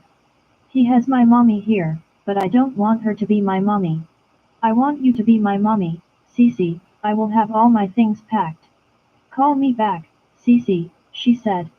I assumed that she was leaving Sierra a message. This is going to be some hard shit, because Carrie really loved Sierra. I walked into her room, and Carrie was real life packing her shit. Carrie, what are you doing, baby? I asked her. I'm moving in with Cece, Dad. I don't want my old mommy, I just want Cece, she said, crying. Carrie, you can't move in with Ci, okay? You have to stay here with Daddy, and your real mom. She loves you, Carrie. I really need for you to give her a chance, baby. I know it's hard to understand because you are only 5 dash. I'm a big girl, she yelled. You are. So, will you try for me? Yeah, she whispered. We walked downstairs, and Carrie answered questions that Kenya asked her, and she even gave her a hug. It was for sure going to be a long time before Carrie got used to her mother being around. We spent the rest of the day hanging out and talking. Later that night, I texted Zell to see what was up. When he told me that they were all at the club, including Sierra, celebrating her birthday, I felt pain in my heart, because I still needed her. When he texted that a nigga was in her face, I was on fucking fire. Phew, okay. I know it was fucked up because of how I treated her. This shit wasn't gonna work for me. How the fuck she thought it was good to have a nigga in her fucking face. I was so pissed I went to the club thinking that shit was going to be easy, but it wasn't. Watching Sierra break down like that killed me. Inside, I needed her so fucking bad. When I kissed her, I wasn't expecting to fuck her, but that shit just took over me. I wanted to feel her and take away the pain, I know that I only made shit worse. I decided then that I had to stay away from Sierra if I was going to make it work with Kenya. It has been a month since Kenya has been back. I took some time off from working to spend with my family, and it seemed that everything was working out. I was in the shower and Kenya got in behind me, rubbing my back. I turned around to face her, pulling her close and kissing her lips. When I pulled away, she kissed my lips again, sticking her tongue in my mouth as we deepened the kiss. Jules, I have been wanting you for weeks, baby. She moaned. For some reason, this kiss didn't make me feel the way I did when I kissed Sierra. Kenya started massaging my wood, and at that point, I cut the shower off and pulled her out. Lifting her, I carried her to the bed as we attacked each other. I pulled a condom from the stand beside my bed, sheathed my dick, and plunged into her with urgency. Oh ah, she gasped. As I continued fucking the shit out of her, there was no slowing down. I needed to fuck and unfortunately, she was gone take this dick. Damn, this shit is fucking good, she screamed. You like that shit? I said as I continued to thrust in and out of her. Yes, daddy. I love this shit. I'm coming. I continued my strokes. I love you, baby. I want you to marry me, like you said you were going to do before things happened, she blurted. Was she fucking serious? I thought as I deep stroked her until I let loose in the condom. You want me to marry you? I asked her. Yes, baby, please. Make me happy, marry me today. Let's do it for our family, she squealed. Easing out of her, I got up to clean myself up then I walked back into the room. Kenya, we have all the time in the world to get married. I want to make sure you are good before we decide to get married, I said to her. Jules, I'm good. This is what I want. I love you and I thought you loved me, she screamed, crying out. I do love you, baby. It's her, isn't it? You don't want to marry me now because of your new woman, she screamed. Kenya, calm down. You and Kari's happiness is what's important to me. If you want to get married then let's get married, I will do whatever it is that you want to do, I explained as I walked over to pick up my phone. I placed 2 calls, one to a judge I had on my payroll, and one to my lawyer. Get yourself cleaned up, and dress in something nice. Kenya just looked at me smiling. I went into my closet to open my safe, pulling out the black velvet box. Inside was the ring that I was going to surprise Kenya with on our wedding day years ago, a 10-carat princess cut Bara Wong specially made for her. After making the necessary arrangements, 6 hours later, we were married. I decided not to tell anybody because I didn't want any negative energy, or anyone to stop what we were doing. I wanted to make Kenya happy, and if getting married made her happy, then so be it. I, unfortunately, wanted to wait because of the feelings I had developed for Sierra. I don't think Carrie understood what was happening as we tried to explain it to her. I'm so excited that you are my husband. I love you, baby, Kenya said, kissing my lips. I love you too, Kenya. Dad I. Guess who I buzzed in the gates? She is here, Daddy. Carrie screamed in excitement. Who, Carrie? And what did I tell you about opening the gates? You said I can open them only if I see Grandma and Uncle Zell in the camera. But it was Cece, Daddy, so I let her in. Yai, she screamed and ran down the stairs. By the time I got to the bottom step, the doorbell had rung. I couldn't believe this shit. Sierra showed up on the day I married Kenya. Fuck K. I opened the door for her. Damn, she was more beautiful than the last time I saw her. Hi, she spoke. Cece, did you come to get me? Carrie excitedly asked. No, baby. I came to talk to your daddy, and then we can talk, she told her. Sorry to bother you, but I need to talk to you about something, Sierra stated. Just I was getting ready to speak, Kenya walked down the stairs. Baby, who is at the door? Kenya asked. Oh hello. I remember you, you were in Belize. Did you need something from my husband? She asked Cyril with a smirk on her face. Husband? You got married? Cyril asked, looking at me. Listen, I'm so fucking sorry. I never meant to hurt you. I really had deep feelings for you. Kenya and I just decided to get back together for the betterment of our family, I said to her. The tears were flowing effortlessly from her eyes, as she backed away from the door, running back to her car. I couldn't believe Kenya did that shit. She was being fucking messy. Cyril looked so fucking destroyed. I felt like a piece of shit. A piece of my heart just ran away with Syrah. Phew, okay.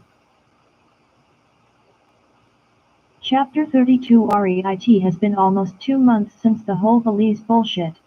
Syrah has been taking this Jules shit hard, and I feel bad for my sister. Meanwhile, Jules has been spending time with his so-called family. Babe, you almost ready? Zell asked, coming into the bedroom.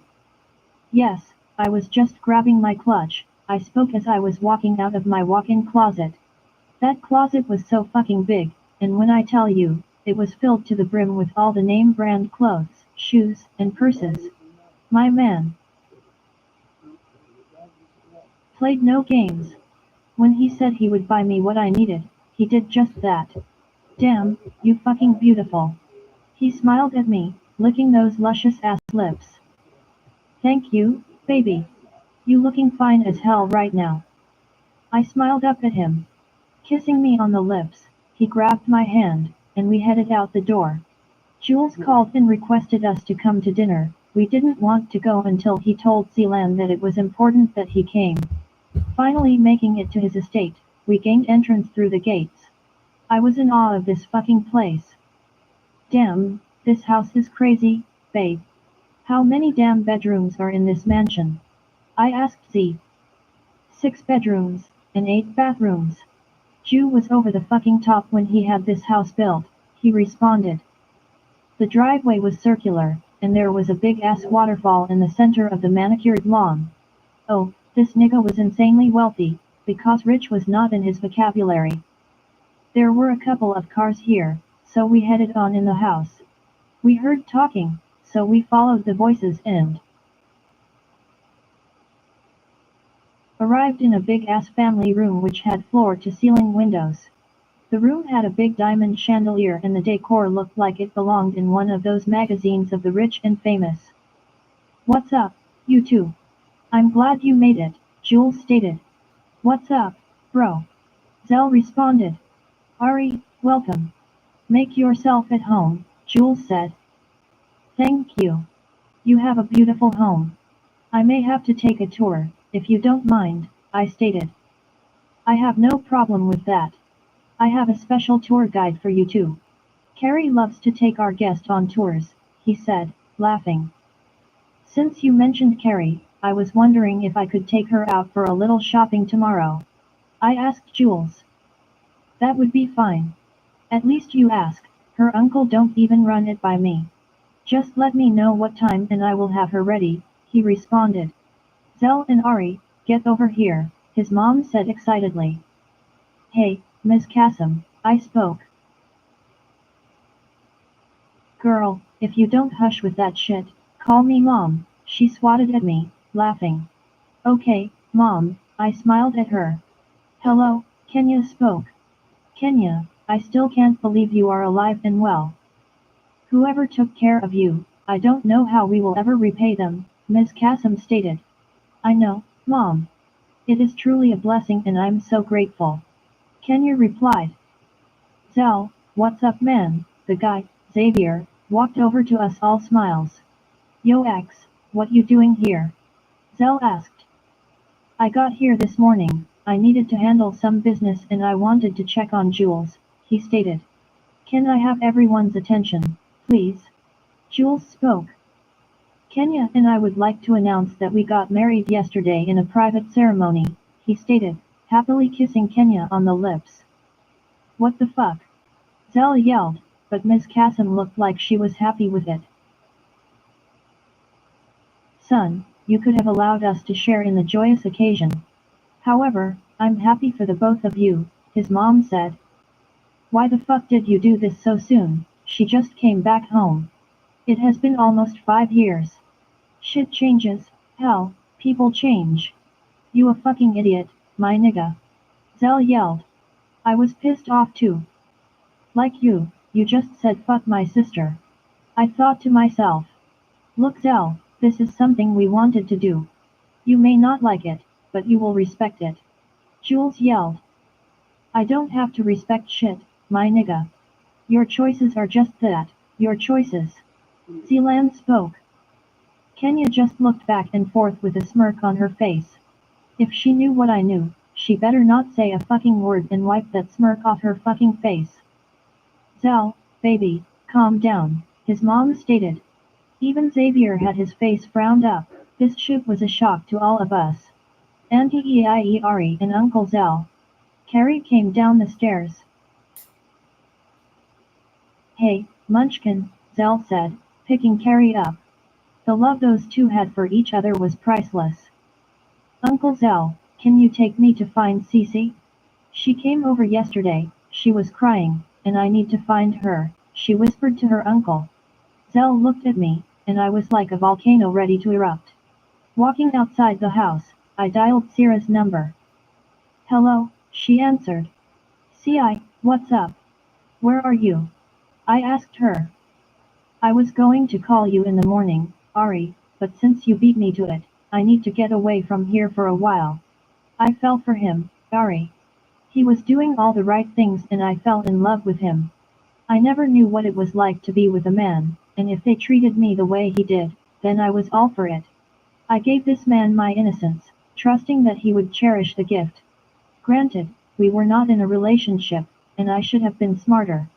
But shit happens, and here we are. He married someone else, Sierra responded.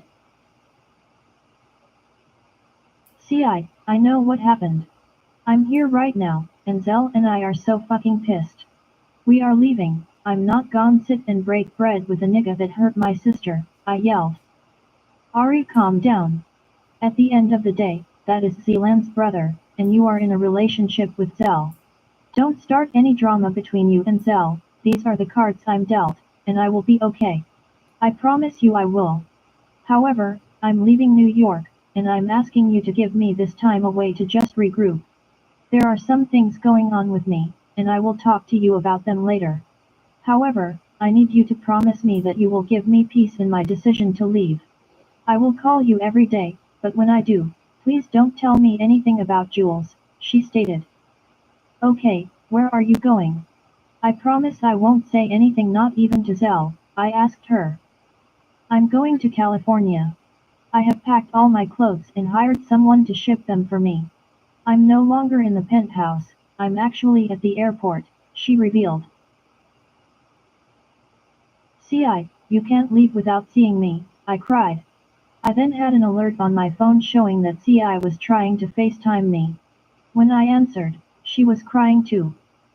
Ari, seeing you and Grams is only going to make this harder, and I won't end up doing it. I need this for me. Please allow me to do this. I love you and I will call you tomorrow.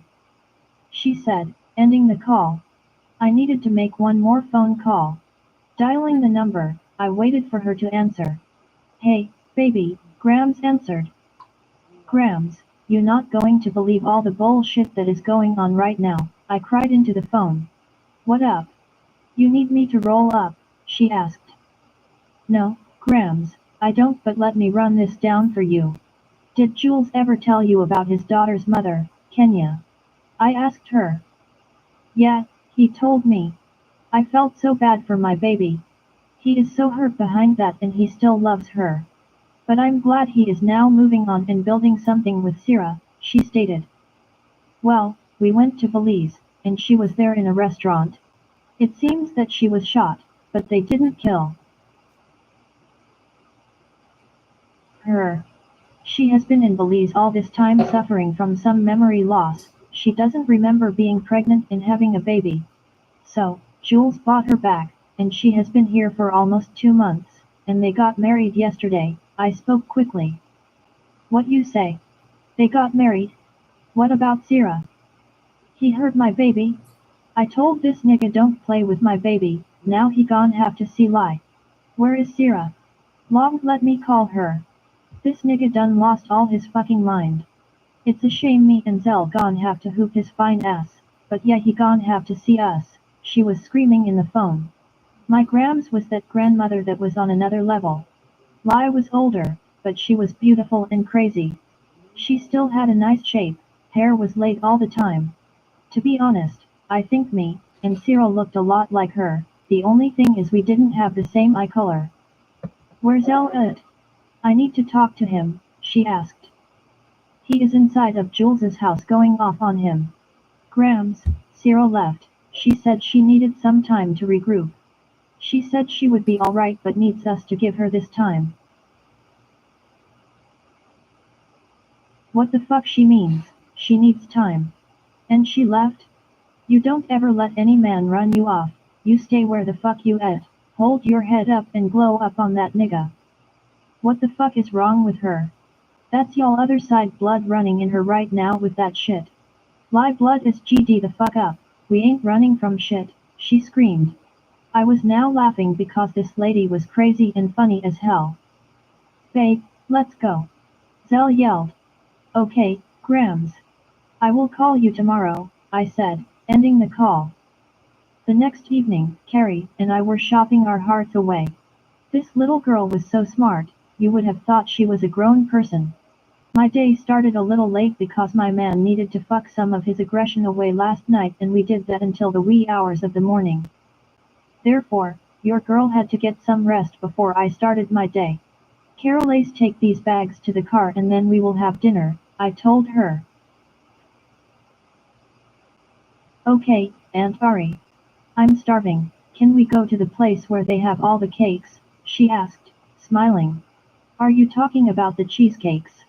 I asked, looking at her. Yes, she screamed in excitement. We made it to the car, and as soon as I got the door opened, a van pulled up with tires screeching. Masked men jumped out with guns. I grabbed Carrie, as she screamed and cried. They pushed us in the van at gunpoint and took off. I was crying and so was Carrie and the men were yelling for us to shut up. I began to pray for my life and this little girl's life. Who the fuck are they, and what the fuck do they want with us? Chapter 33 Zelam Y brother had called me earlier asking for Mre and I to come over for an important dinner. I was not feeling the shit, but because he said it was important, I had to go. We were here now and this nigga talking about he married Kenya. What the fuck for and why so fucking soon? I was on fire with this nigga. Like what the fuck was my brother going through? He just straight fucked over Sierra. I know they were not together but damn, he could have at least done this shit much better than what he did. I had enough of the bullshit. It was something about Kenya, and for some reason, the feeling was strong because I never act this way with my brother. I had to go home and give Ari all the shit I was feeling. I felt bad because I saw my dick peeking out her mouth, that's how deep I was in her. I laughed at my own damn self because a nigga was stressed. It was now 4 a.m. and Ari was at home sleeping. I was sitting in my car watching this fuck nigga. One of my crew members said they spotted him at a local bar and he sent me the location. I put out the word, with his picture, that I wanted him when he was by himself. I got out, sliding my gloves on my hands, grabbing my knife, and screwing the silencer on my gun. Making sure I secured my shit in my waist, I walked up to him and punched him dead in his shit. So, you thought I forgot about you, hey? I spoke clenching my jaws. Way hat. I'm sorry, I didn't mean to hurt her. I was drunk, and not in my right mind, he frantically stated. Well bitch, I'm in my right mind, and we don't like fucking rapists. Women are fucking queens, and for your punk ass to try to harm them, for something that they hold dear. Bitch you sick, and I'm gon' help you cure that shit. I said. Checking my surroundings, I stabbed that pussy in his dick over, and over again. That was for my girl, bitch nigga. This is for me. I sent 2 shots to his head. Ari asked me to handle this nigga Mark, And I did. An hour later, I was back at home showering, and crawling in bed with my beautiful woman. Ari was headed over to pick up Carrie, they were doing a girls' day of shopping. When we were on our way home last night, Ari told me about her conversation with Sira, and Malai. I swear I feel so fucking bad for CI, but I'm here for whatever she needed. Now as for Lai, I'm going to call her. That lady was a goon, but she belonged to us, so if she wants to ride down on Ju, we the fuck riding. I pulled up to my mom's house. Mom! I shouted. Boy, what the hell, I told your ass about all that damn yelling, she fussed at me. Sorry, Mom, I smirked at her. So how you feeling this morning, she asked. I'm feeling better. When I leave here, I'm going to talk to Jules, I told her. Good. I don't want no shit from the two of you, Zelan. I could only say I was happy for them, because Jules is going to do what he wants to do. I wish that he would have given it some more time as well. I mean, I loved Kenya, she was good for him, but so much time has passed, but like you said last night, people change. I know he may have done this for the sake of Carrie, but all Carrie wants is to be happy.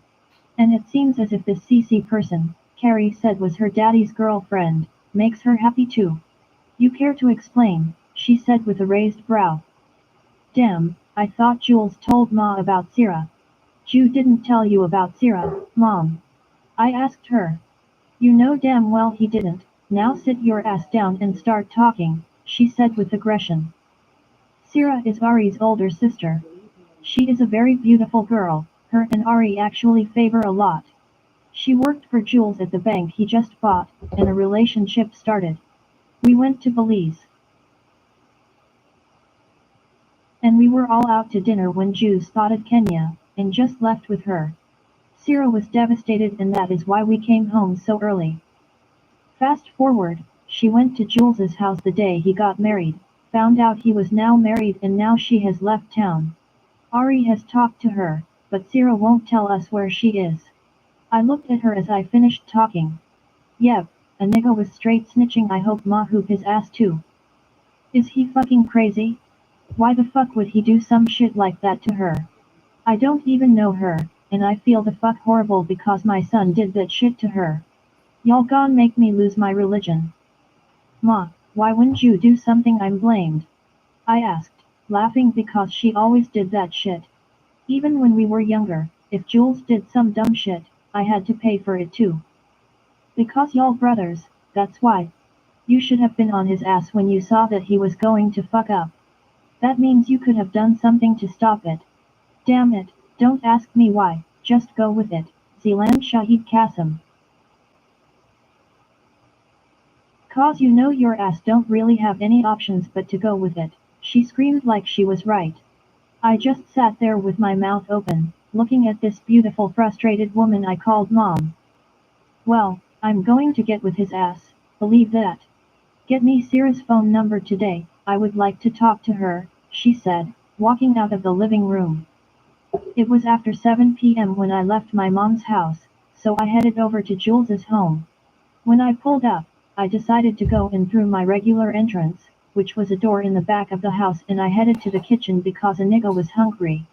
I found something to eat in the fridge, sat to the counter with my grub, and busted down my meal. I dialed Jules's number because this fucking museum was too much to be walking around in. Yeah, he answered. Where you at, bro? I'm at your house in the kitchen, I told him. He had a meeting, and I'm on the way home now. X should be there or pulling up soon, we supposed to have a drink. Before he left to go back to Belize, but I'm running a little behind, he stated. Oh bet. Let me go see if he here. Where is Kenya? I asked. She just got home, she was out shopping earlier. I just talked to her, because I needed her to let Xavier in, so he could wait there for me, he spoke. Okay, I'm going to go find X, I said, ending the call. Getting up from the table, I walked down the hall and I heard arguing coming from that direction. Walking up to the door of the living room, I heard X and Kenya talking, and the shit didn't sound like it was friendly, So my fucking antennas went up. I stood by and listened. How the fuck could you marry him? That was not a part of the fucking plan. X yelled lowly. What the fuck was I supposed to do, baby? This was what we decided when we ran through all the scenarios for the situation, if we were ever faced with it. Kenya said. Now, I know I'm not hearing the shit they in this room talking about. In my brother's house at that. Like we not. Some natural born motherfucking kill us. These bitches set all this shit up and was living together all this time. Bitch what? Just as I was about to go in the room and let my gun talk, Ari was calling. I walked away from the door and answered my phone. What's up, babe? I got some shit to handle real quick. I spoke in a tone I don't normally speak in, but a nigga was fucking steaming. This ain't your motherfucking babe, bitch, the unknown man said in the phone. Yo, who the fuck is this? I yelled just as Jules walked through the door. Fuck who I am. Just know I got your bitch, and your brother's daughter. If you want them unharmed, you and your brother will meet me with $20 million at the address I'm going to text you and come alone. I know it takes time to get 20 million together, so you got 2 hours. I want to speak to her right the fuck now. I yelled. There was some scuffling in the phone and then I heard Ari's voice. Zelon. Baby, come get us. Please, baby. Ari screamed. Babe, I'm coming. I put that on my own life. I yelled in the phone. Have that money together. Jules started speaking, because I had the phone on speaker. Bitch boyy, if you touch an inch of my daughter, you will die slow. Ju yelled, ending the call. I will meet you in the car, he said as he ran upstairs and came right back down shortly after, with the duffel bags in his hand. He jumped in my car and we sped off. Did you have detail on them?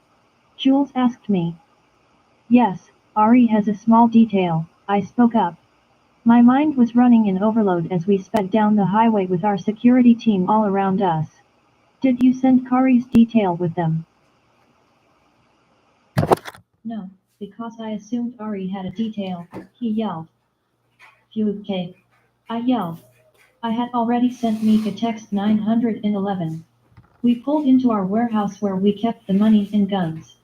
Our security was all here, and our street crew was starting to arrive. Yo, what the fuck is up? Meek walked in, asking. Somebody got my niece and my girl. I yelled out. Your niece? They got Carrie? Oh, these niggas is ready to die, he yelled. Listen up, they want 20 million, we got that shit. However, they want me and Jules to come alone. So that's what we the fuck doing. Carrie is small and we not going to mess with her life with a lot of gunplay. When they let them go, me, you will be outside waiting to take the girls to our safe house, I said. My mom's security team has alerted her, and she is being moved as we speak. For extra precaution I want Malai moved as well, I said. I'm on it. Meek yelled out and he sent someone to get Malai. Ju was on the phone, so I assumed he was moving his bitch. I can't put that shit on him right now but know that I will as soon as we get the girls to safety. My phone lit up, letting me know that I had a text. It was from Ari's phone. These dumb motherfuckers kept using her phone so we had the address already. Our computer guy tracked her phone 5 minutes ago, so our team was aware of where they were. Zell, we got to go, man. Jules said. This nigga was on a mission and I was on that same fucking mission. These niggas touched my girl and my little heart. They were going to die real slow for sure because they made my Carrie cry, and they scared her which was a death wish that I will be sure to grant. About 30 minutes later, we pulled over about a mile from the location and Meek jumped out of the car he was driving. Yo man, are you too sure you don't want me to go with you? He asked with concern. That was my nigga. He would lay down for me and I would do the same for him. Go. We good, Meek. Just get the girls out of here when they come out, I said. Boss, we got eyes all around you, so we ready? Jeff, the head of security, walked up and said to Jules. Jules nodded and walked back to the truck. Jumping in, we drove to the location. You ready, bro? He asked. Been ready, I stated. We got out the truck and walked up to the door. Jules and I both carried a large duffel bag that held 10 million apiece in it. You can bet your last breath that we were armed and motherfucking dangerous. The door opened as we walked up, and some ugly nigga let us in. Damn, these niggas was fucking slow. How you gon' just let us walk in without checking our ass? As we got closer, I saw that Carrie was sitting in Ari's lap and they both were crying. Ari had my niece with her, and at that moment, I knew she was it for me. Welcome to the party, gentlemen, this young-looking nigga said, walking up to us. He looked familiar as hell. Wait, is this the nigga I fucked up in my club over Ari? Jew, I think that's the nigga I fucked up at the club, I whispered. He looked up at me, nodding that he understood. We here, nigga. Now let them go. Jules screamed. Let me see the money first, he said, looking at Jew and me. This clown and his guard had their guns trained on us, so we opened the bags for him to see the cash. Okay, toss the bags and we will let them go, he said, but Jew was shaking his head no. Nah.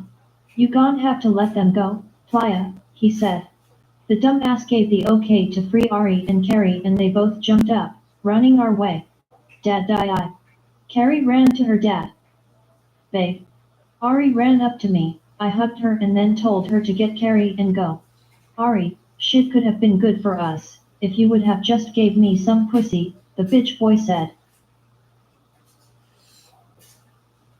Fuck you, Mike. They are going to kill you and that old nigga that's working with you. Me and Ju looked at each other, and now we were wondering who his partner was. Ari took off outside, and that left us in the building with these fuck niggas. Sons. It's so nice to see you again, a voice said, walking up on us. Jules pulled his gun from his waist, and I followed. I know that's not our bitch ass sperm donor. What the fuck? You ready to die, nigga? Father or not I will blow your head clean off your body. Jules yelled, and this bitch nigga laughed. Father? I'm not your fucking father, you dumb bastard. Why you think I left you lil niggas? I got one son, and that's Mike right here. That nigga Moan was your daddy, why you think he put you on so quick? It wasn't because you begged him, it was because he knew he was your fucking daddy and it was his way of helping his son. Ask your mama. That bitch is the hoe that created all this shit. Cheating on me with that nigga, like I wasn't going to find. The fuck out. You motherfuckers look just like his bitch ass. I'm here for your spot, and we taking that shit. Just like we tried to take it from his ass. Who you think ordered the hit on his ass? He yelled. When he said that shit, gunfire erupted and men were coming from everywhere. So Jules and I did what we knew how to do and that was gunplay. I guess these niggas wasn't dumb after all. Because I was hit and everything faded black to be continued. So y'all, whew, I want to tell y'all so much. But first, let's talk about this Kendra and Jules thing.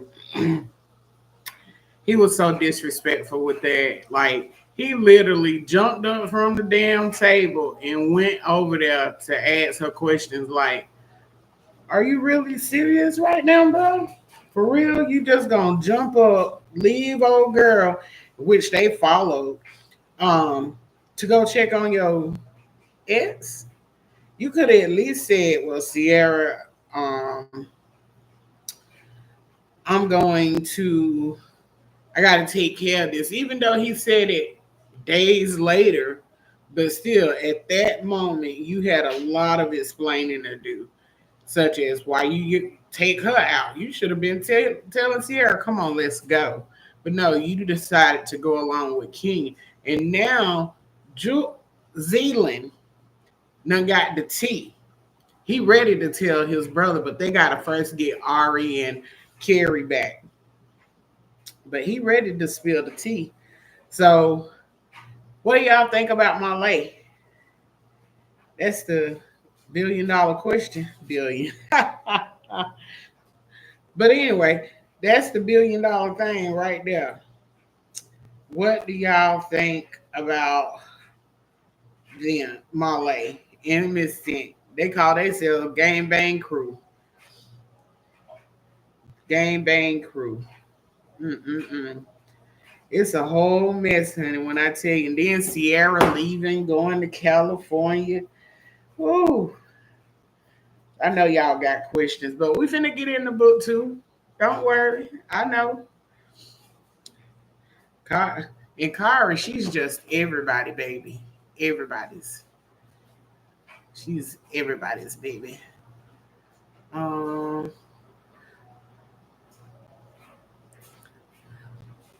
yeah, we're gonna get in the book two. Book two. Out of this whole book, Marley and Zealand are my favorite. Sierra, she a little bitch ass, but her sister Ari, she about that life. She about that life. I bet y'all thinking too about Meek and Toya, how he was licking his lips at her and stuff. That's a story for another time. This is not focused on them. But we're gonna go ahead and jump into book two. I don't know how far we'll get. We've been on live now for 2 hours, and we finished book one, so we're gonna jump into book two. If you just came on, please like, comment, subscribe, and share this video so I can get around to get more. Um, and when you do subscribe, make sure you comment so I know who you are and to give you a shout out. But let's go ahead and dive into book two. I don't think it's gonna give us a recap. No, it's not gonna. Well,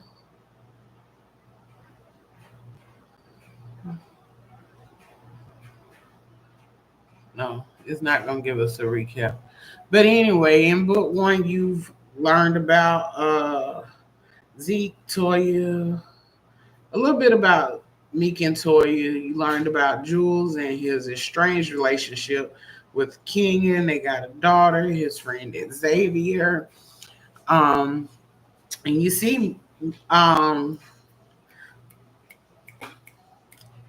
Zealand kept his promise to Ari when old boy tried to rape her. He told her, she was like, "I want him dead," and he kept his word. At the end of the day, he kept his word. So, um, who else? That's about it. But y'all this is gonna get way more into it. Book two is, y'all gonna see. And like I said, I'm gonna stick with this catalog, this K Renee catalog, because all her books tie into one another in some way, some shape or form. They all tie into one another. So we're gonna keep that and let that be the reason. So let's go get into it.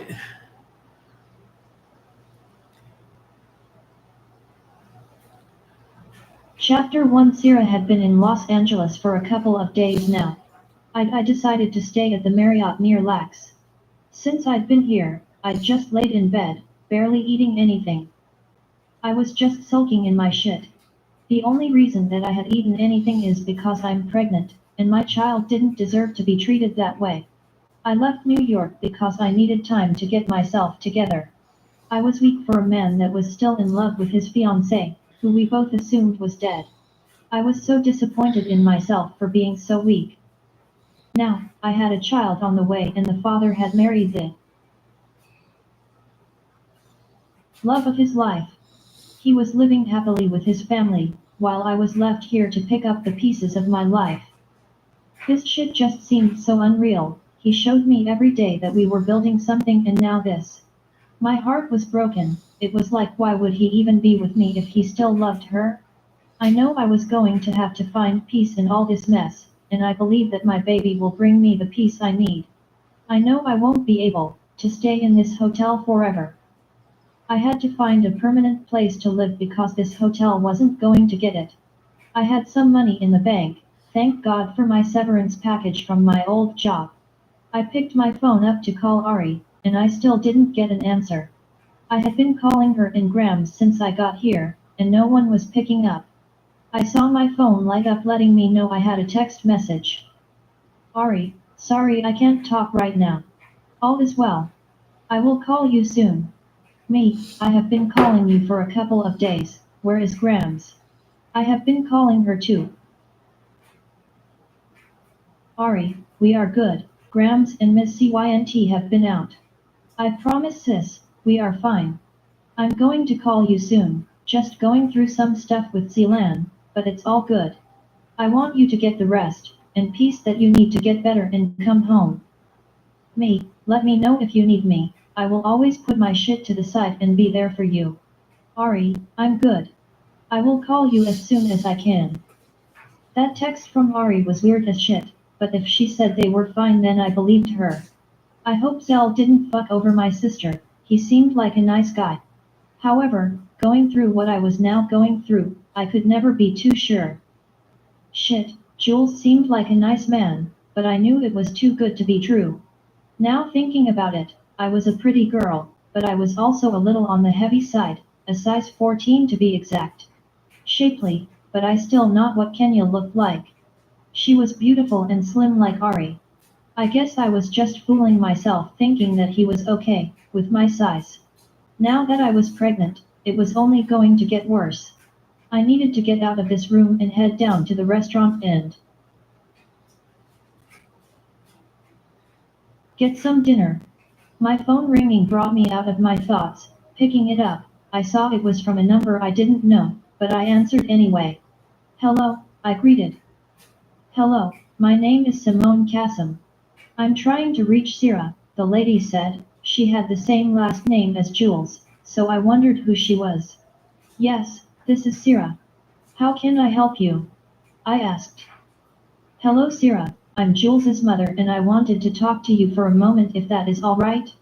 I got your number from my son Zealan, Simone stated. Yes ma'am, that is fine, I told her. Syrah, Zealan told me everything that happened between you and Jules. I just wanted to talk to you because I don't play that shit. I didn't raise my sons to treat women the way you were treated. I'm their mother but I'm a woman first. I just want you to know that I'm sorry this happened. I'm here to talk if you need to. Time heals, and I understand how you must feel about this situation. I will never take up for my son if he is in the wrong. He has a big situation going on. But that is no excuse for the way he handled you, especially if he took you out of the country, Simone stated. I could tell she was sincere because she seemed to be getting upset. It's alright Miss Kassom. It's going to take some time, but it will get easier. I left the city just to get myself together, I spoke. Honey, let me tell you something woman to woman, don't ever let a man run you away from your life. I know it's hard, but you had a life before him, and you will have one after him. You got that? She asked. Yes, I got it, I stated. Well, since you already left, take the time you need, and then get back to New York so we can meet. I already know Ari, I've known her for years, I'm her professor at NYU, she stated, and I was shocked as hell. Really? Ari never got around to telling me that. What a small world. I will keep your number and call you from time to time, I responded. Please do sweetie, I would love to meet you. Let's talk soon. Have a great day Syrah, she said. You as well, Miss Kassom, I stated, and ended the call. She was a nice lady, and I'm glad she decided to call me. Having someone like her to talk to would probably be good for me. About an hour later, I was dressed and walking out the door. As I was going into the restaurant, a guy almost knocked me down as he pushed the door open. I'm sorry sweetheart, I didn't see you. Are you alright? He asked. Yes, I'm fine, it's alright, I spoke. I'm Kendrick, I'm really sorry about pushing the door open and not paying attention. If it's not too forward, I must say you're very beautiful. Are you staying here in the hotel? He asked as I shook his hand. Hi Kendrick, I'm Sierra. It's nice to meet you, and thank you. Yes, I'm staying here, what about you? I asked. Yes, I'm staying here as well. I have a conference that I'm attending, but I actually live here in LA. Hopefully, I will run into you again and we can have lunch before we both head back to our destinations. He smiled at me. I'm not sure if that is a good idea. I'm not looking for a man or anything remotely close to a relationship. I don't want to waste your time, I said to him. He seemed very genuine, but realizing what I just got out of, I know I'm not a good judge of character on anything right now. Sierra, I'm not here for anything other than meeting a new friend, and you seem like you need a friend. Kendrick was a very nice looking man, dark skin, muscular, about 6 feet 0 inches, neat dreads, and dark eyes. This man was a 10 in the fine department. A friend, I can surely use, I smiled at him. How about this, let's meet in the lobby and go have lunch at one of the nearby restaurants tomorrow around noon. I'm tired of this place, this is my second night eating here and it is getting old. He laughed, and I joined him. Okay, Mr. Kendrick, we have a deal, I stated. Good, see you tomorrow Sierra, he responded. See you tomorrow, I said walking in the restaurant. I guess it wouldn't hurt to make a new friend, especially in a city where I don't know anyone. I was kind of excited about this change, maybe California was a good move to get my mind right. I headed into the restaurant and ordered my dinner. I decided to eat in my room, so I asked if they could make it to go. It was so much that I needed to get done and finding a doctor here was one of them. I know for a fact that I wasn't going to have my baby here, but I still needed treatment while I was staying here. The next day I was sitting in the lobby, waiting on Kendrick to come down. About 5 minutes later he showed up. Hey, sorry I kept you waiting, Kendrick said as he walked up giving me a hug. No problem, I responded. We can ride downtown to the Staples Center area. There are some great places to eat there. That is if you don't mind riding with me. Or better yet let's get an Uber, that way we don't have to worry about parking, he advised. That sounds great, I said to him, excited to get out and see a little bit of LA. Awesome, let's go. I ordered the Uber, and the car should be pulling up soon, Kendrick spoke, as we walked out of the hotel to wait for our ride. A few minutes later, the car pulled up. We decided to eat at one of the local restaurants on the strip where the Staples Center was located. The food looks great in here. Have you ever eaten here before? I asked. No, this is my first time here, Kendrick said as he picked up his menu. We sat and talked, getting to know each other a little better. We learned the basic stuff about each other. I didn't feel the need to go into details about my personal life. However, I did tell him I was pregnant and very excited about the arrival of my baby. Kendrick seemed like a really nice guy. I would just have to see where this friendship went. I wasn't in a trusting mood for anybody at this point in my life. Chapter 2 Jules G. Unfire was coming from everywhere. I was blasting off on these niggas left and right. Both of my Desert Eagles were putting in that work. Killing these niggas was my only goal. As I glanced in my brother's direction, I saw his body jerk, and he went down hitting his head on the concrete floor. Zeal! I yelled out. Snatching my eyes away from my brother, I focused on killing this bitch nigga Mike. I let my gun do the talking. Rat-a-tat-tat. I hit that nigga with multiple shots. Gunfire was still blazing off, and I had to get my brother out of here. As soon as I tried to get near Zell, the warehouse doors came flying open. Meek and our crew came in blasting that fia on these niggas, dropping them left and right. The nigga that was supposed to be our pops tried to make a run for it and I let my bullets fly.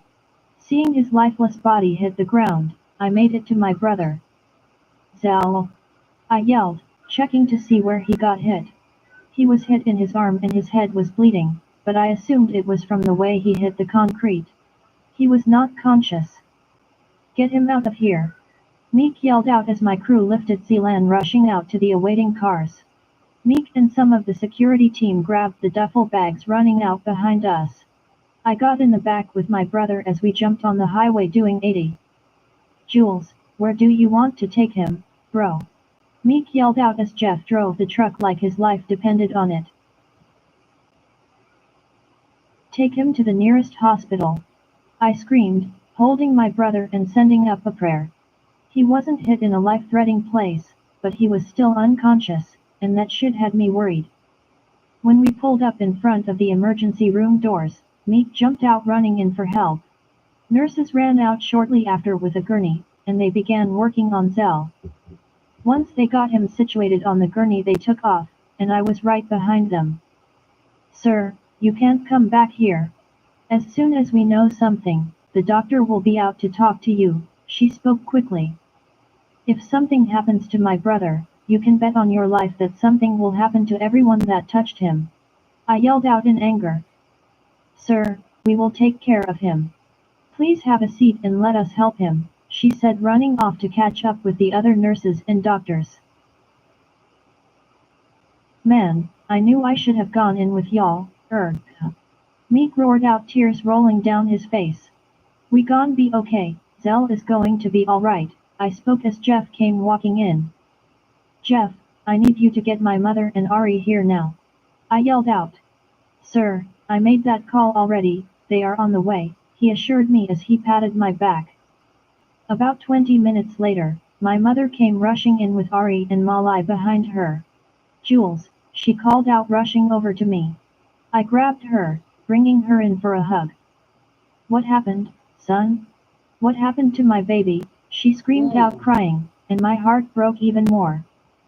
Mom, please calm down, this all happened with the nigga that you said was our father, and before he tried to kill us, he told me and Zealand that he was not our fucking father. I'm not gonna get into this now, but when things calm down, you gonna have to explain this. He is the reason we are all here right now. Jules, it's your... OMG. So, sorry about that. But anyway, so Jules and Zealand found out the guy that they thought was their dad is not their dad. But baby, keep your boots on and the water up off the floor, cause this gonna get deeper and deeper. Turn to calm down, and watch how you talk to me, my mom yelled. I'm not calming down. This fuck nigga kidnapped my damn daughter, and my brother is laid up in this fucking hospital. I yelled back. Meek and Malai were consoling Ari because she was a complete mess over this. Jules, baby, do you need to get some fresh air? Come walk with Ma outside, Malai spoke, grabbing my hand. I went with her because I knew better than to argue with her. We sat on the bench outside in front of the hospital. Listen, Zell is going to be alright, we gon' stay prayed up, you know prayer changes things, son. When he wakes up, we're gonna ride down on these niggas guns blazing. Lai spoke, and I looked at her and burst out laughing. How you going to talk about prayer changes things, and we're gonna ride out all in the same sentence, ma? Boy, don't question me, I'm a praying goon, she spoke with a straight face. Ari walked out on her cell phone and I heard her say Sierra's name, then a sharp pain went straight through my heart. Boy, we gon' talk about what you did to my granddaughter another day, just know you gon' give me a fair one bout mine. I nodded because I know the shit with CI is all fucked up. I hope she is okay, and that one day she will forgive me, and let me explain. Meek came out and said the doctor had come out to talk to us. We all rushed inside to hear what he had to say. Jules, come on baby, my mom spoke to me as I was walking up. As I was saying to Ms. Kassom, Mr. Kassom is going to make a full recovery. When he hit his head that caused him to black out, he started coming through when we were working on him. He was shot in his shoulder, and that will take some time to heal, however, he is awake. We will need to keep him for a couple of days for observation, but if he remains stable, we will release him. Can we see him? Ari asked. Yes ma'am, just understand that he needs his rest, he said as he led us to the room Zealand was in. When we walked into the room, Zell turned and looked at us, as Ari ran up to him crying. Baby, I'm so glad you are okay, she cried kissing all over him. I'm straight, but did those pussy niggas die Jew? Yeah bro, they handled. Thanks to Meek for not listening to us and coming in with the crew, guns blazing. That's my nigga. Malaya yelled out, and we all laughed at her ass. I'm glad you are okay baby, our mom spoke looking over at Zell. I'm straight mom, everything is all good. I just want to get out of this hospital, Zell responded. You need to stay here at least for the night brother look, we gon' get out of here, I need to get back to Kenya, and Carrie, I said to him. How is my baby? Zelan asked. She good bro, just shaken up, but she good, I responded, and we all sat around talking and making sure Zelan was going to be alright. Baby, only one person can stay with you and Ari is going to stay. We are going to head back to the house, and let you get some rest, my mom said to Zelan. Okay mom, I'm straight. Y'all go ahead and get home. Zelan told her. Zelan, I'm going to go get cleaned up and change clothes. I will have someone bring me back up here right after I'm done, Ari spoke. Go ahead baby, and hurry back, Zelan said to Ari, then everyone said their goodbyes and left. Ju, are we sure everything is good with that shit? I don't want no shit like that to ever happen again. What if that shit would have gone bad? Man, I don't know what I would have done if something happened to Carrie, or Ari for that matter. Zelan spoke, and Meek walked back in the room. I know Z, but we good and their asses are dead, I responded. Let's hope that's all of the shit we have to deal with. I'm glad we were able to dead those niggas. Who would have ever thought that Zeke's punk ass wanted y'all dead, and he is not y'all's pops. That shit is beyond crazy, but he paid for that bullshit, Meek spoke. Thanks for coming in and helping us out, that shit could have gone differently, Zell said to Meek. We good, I always got y'all back. I'm gon' get out of here and go get some damn pussy and sleep. I will be back in the morning to check you out, Meek said, dapped us up, and walked out. Jeff came in the room shortly after, to set up cameras in Zell's room for me. Shit at this point, I don't trust no damn body when my family is concerned. Bro we need to talk, Zell said.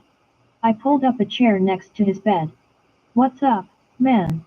I asked looking at him. Man, what I'm about to say, I need you to remain calm and think about your next move. Before all this bullshit happened with the kidnapping, if you remember, I was at your house on the phone with you. You said that X was on his way over, Zell spoke. Yeah, what's up? I asked. When I hung up with you to go see if he had made it to the house, I heard talking coming from down the hall. Once I got to the door of the family room, I heard what sounded like arguing. So, I decided to listen before going into the room, and it was X and Kenya. Bro, this whole thing was a setup. They have been living together in Belize. When we ran into them in Belize, he didn't just find her on the street. That nigga was with her, living in Belize together all this time. They were arguing because Xavier was fucking mad that she had married you. He said that was not in the plan or some shit, and that he loved her. He also said they had to come up with another plan. I don't know what the fuck their plans are, but we need some of our own, Zell stated. Zelan, do you know what you're fucking saying? That's my motherfucking man, 100 grand. We have been best friends since the boxes my nigga. I yelled, my jaws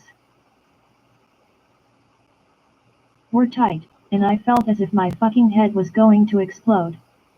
This shit can't be fucking real. Kenya was the love of my life. I would have given this girl the fucking world. I married her based off all the love we shared before she was supposedly kidnapped. Even though I had feelings for Sierra, I still did what I had to do for the sake of my family.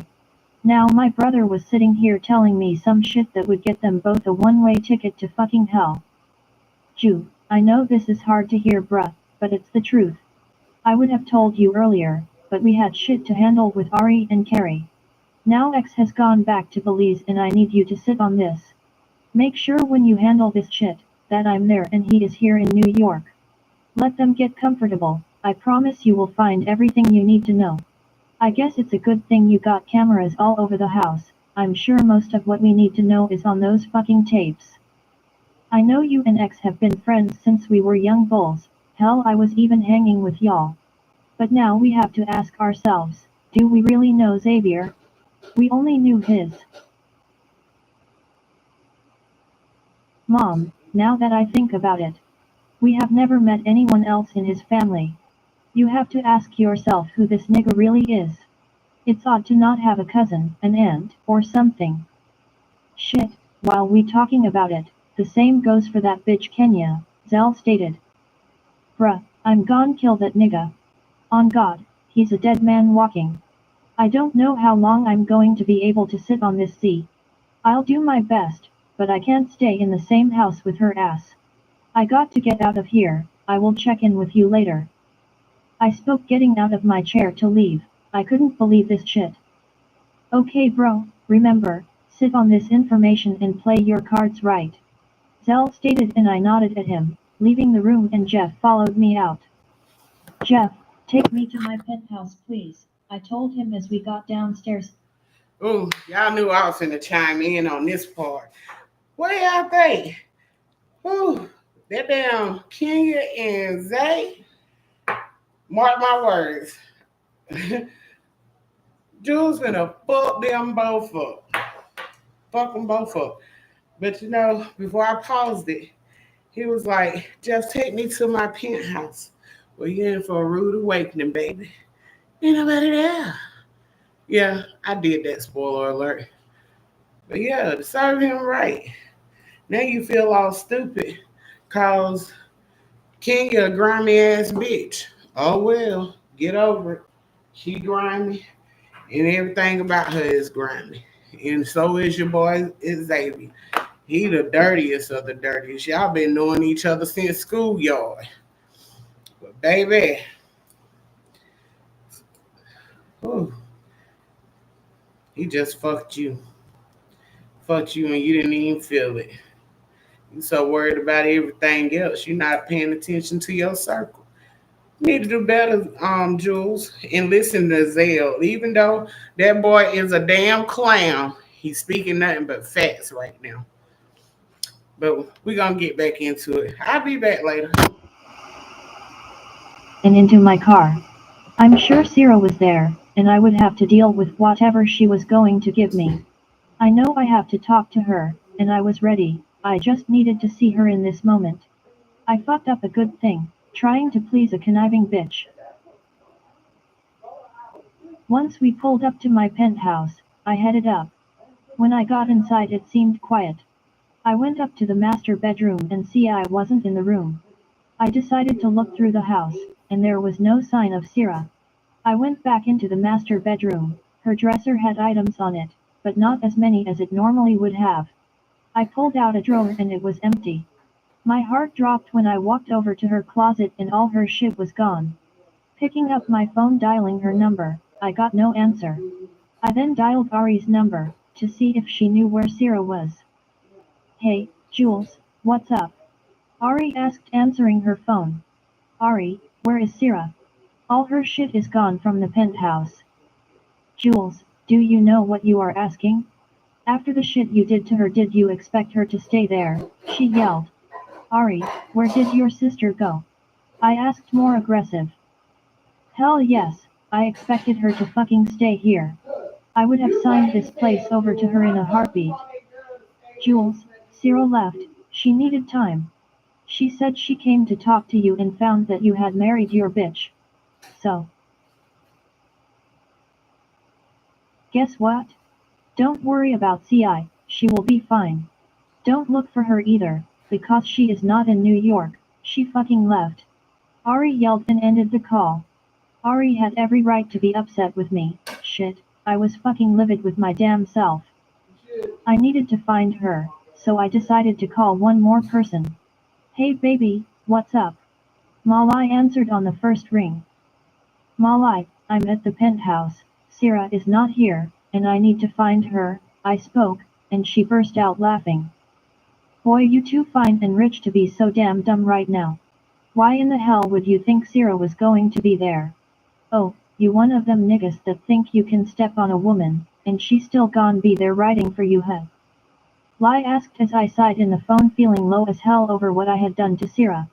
No ma, I know I fucked, but I need to explain why I did what I did, I responded. Jules, I don't give a damn why you did what you did. You hurt my granddaughter, she loved you and you just said fuck it in her. Well, now she's saying fuck you. You know. I love you son, but you fucked up. Let Sierra have this time, maybe she will forgive you, or maybe she won't, but you ain't getting no information from Lai, cause I ain't no damn snitch, she said, ending the call. Phew, okay. Chapter 3 Ari, I was scared for my life in Kari's. All I knew was that if I died, I needed to save that little girl's life. I can't believe that Mike and the bitch nigga that was supposed to be Zeland's dad had kidnapped me and Carrie. I'm so glad they were dead. We left the hospital and came back to the safe house so I could get cleaned up and get back to the hospital with Zeland. That is where I would be staying until he was released. I was not leaving his side.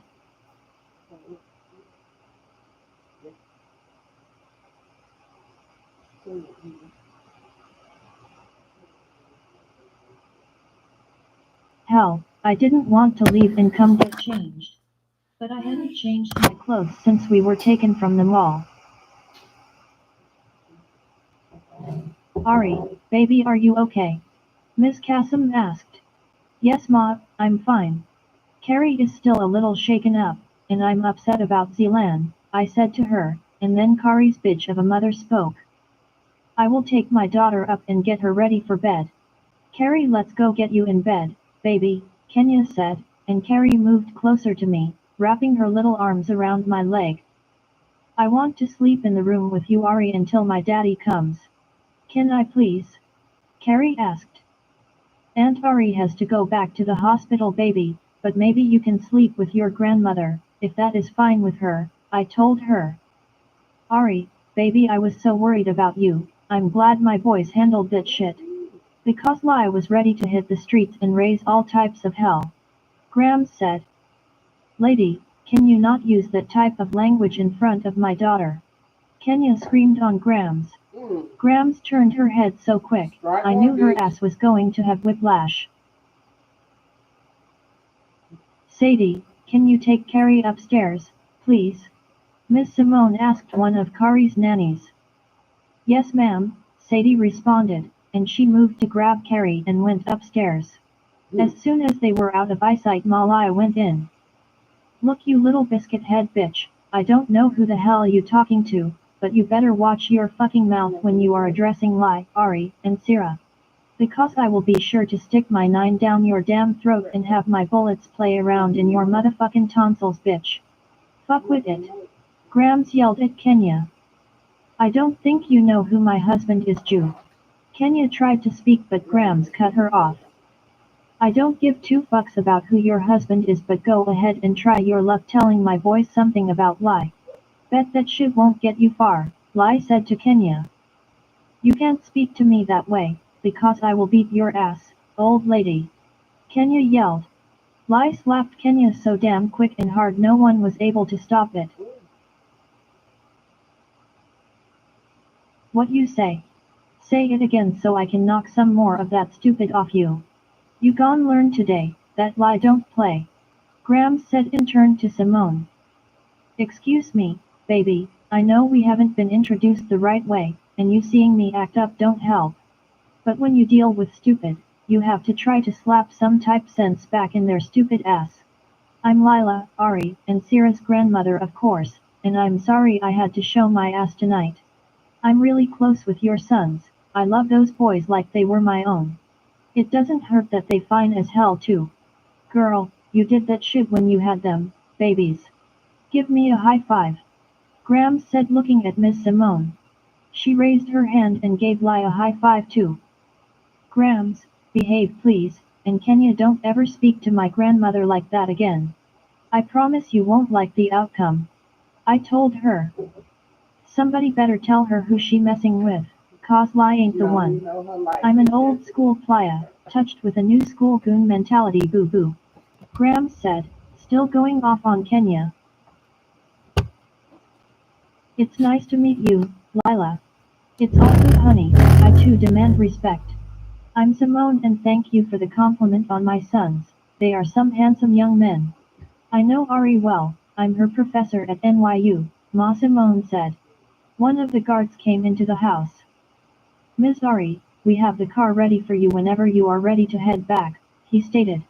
I will be ready in a few, I responded to him. I turned around and headed upstairs to shower and change. I stopped in Kari's room to tell the nanny to keep a close watch on her. She said that she would, so I was content with that. Walking in my room, I decided to call Sierra again. I had called her while we were at the hospital but didn't get an answer. Her voicemail picked up, so I decided to leave her a message. Sierra, this is Ari, I was just checking on you. Call me when you get this message. I ended the call and thought about it. See, I left because she needed to get herself together. I wanted her to do that and not worry about us, so I wasn't sure if I was going to tell her what happened or not. I would run it by Malaya later to see what her thoughts were about it. About an hour later, I was dressed and headed back downstairs to leave when my phone was ringing. Hey baby, I'm leaving now to come back up there, I said into the phone. That's good because I need you with me, baby. Where is Malai? Zilan asked. She is right here with your mom, I responded. Put me on speaker, I need to tell them both something. Zilan said. I placed the call on speaker and let him know he could talk.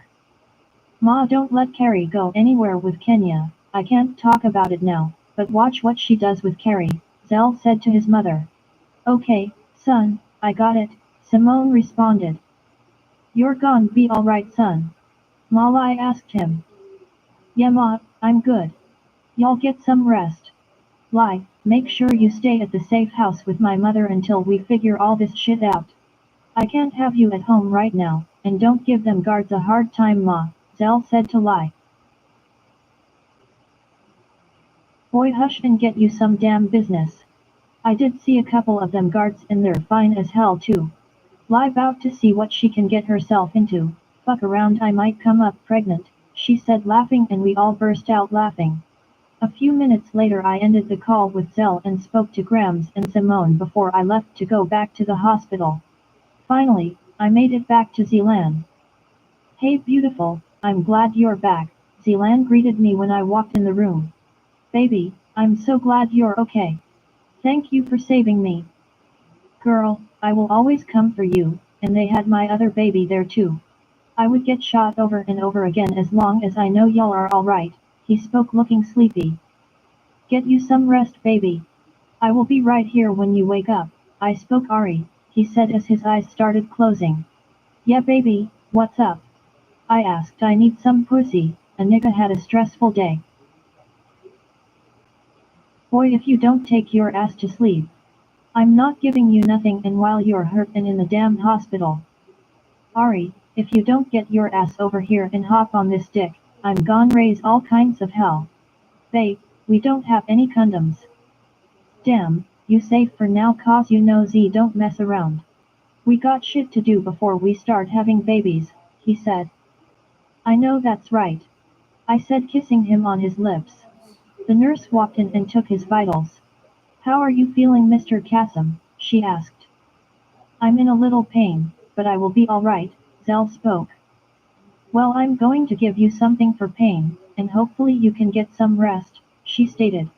Once the nurse gave him his medicine, Zell dozed off to sleep. I decided to go downstairs to get something to eat from the cafeteria.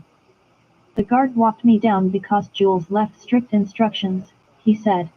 As we were going down, I got a call from Jules asking me where Sierra was. This nigga had lost his mind. He married another bitch, hurting my sister in the process. Suck a dick on that one bro, real shit. Chapter 4 Zealand I'm glad my family is safe, and I'm so fucking glad that I was able to tell Ju about Kenya's monkey looking rat ass. Fuck that. That bitch was gone answer for all the shit she did, leaving my damn niece like she was nothing. Fuck leaving my brother, he grown and would get through that shit. But that bitch was a whole fucking mother, and you leave your child to believe you were dead for a man. Bitch where? That damn medicine had my ass on lean, and I felt myself getting sleepy, so I closed my eyes. I heard my door open and close. I assumed it was Ari stepping out and then I heard the door open again a few minutes later. I was so tired I couldn't open my damn eyes. I felt Ari rub on my dick. I just got lost in the moment, the way she was rubbing and sucking on my dick had me ready to explode. Then she climbed in the bed and started riding me like there was no tomorrow. I was trying to throw it back at her, but I was too fucking tired. So, she was going to have to put in all the work. The pussy felt familiar, but it just didn't seem as tight as it normally is with Ari. I tried opening my eyes, but shit seemed so blurry. Baby, this feels so good. I missed you, Daddy. When I saw them bring you in, I had to wait until your family left to come see you, the voice said. She didn't sound like Ari. I pressed to open my eyes, but I couldn't. She kept riding me and I felt my orgasm building up. Oh baby, I'm about to come, the voice said again. What the fuck is this shit? Oh, you got me all the way fucked up, another voice yelled out. A punch landed to my face, and as my eyes popped open, I saw it was Ari straight fucking me and another chick up. I pulled all the tubes out of my arm trying to get up from the bed, but I was still so drowsy. I was still trying to figure this shit out. Who the fuck is this chick? Ari was fucking this bitch up. Security and nurses came running in the room and pulled them apart, and when I got a good look at the other woman, I wanted to pull my gun from the drawer and kill that bitch. Char, what the fuck are you doing here? I yelled out. Oh, you thought I was your bitch, huh? No, but I hope soon I will be your baby mama, Char said when she turned to face me, rubbing her belly. Bitch. Ari screamed, and charged at her again, but was caught by security. Char winked at me, with a smirk on her face as she was escorted out of the room. I was in total fucking shock. I thought I was fucking Ari. I'm praying this was just a dream, but when I touched my dick, I knew then that it was no dream, nor was it Ari. Fuck Kay. Ari was standing in the corner of the room with tears rolling down her face, and I knew that she saw everything, but she had to let me explain. Ari, come here baby, please let me explain. No, you don't get to explain shit to me motherfucker. I wouldn't give you any pussy, so you decide to fuck one of these hoe-ass nurses. You obviously knew her, because you called her by name. Fuck you Zelan. I'm out of here, this shit with me and you is over, she yelled and stormed out. Ariath, come back here. I yelled out to her. I'm going to kill that bitch Char. I hit the call button for the nurse to come in and help me to the bathroom.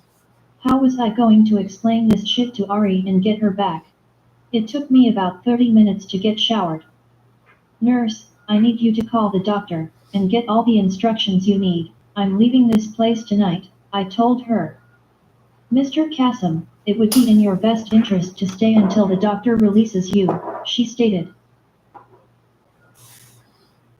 Call the doctor now, I need instructions on my wound and my prescriptions. For y'all that don't know, Char is his ex-girlfriend. He broke up with her because him and Jew had went out of town on business.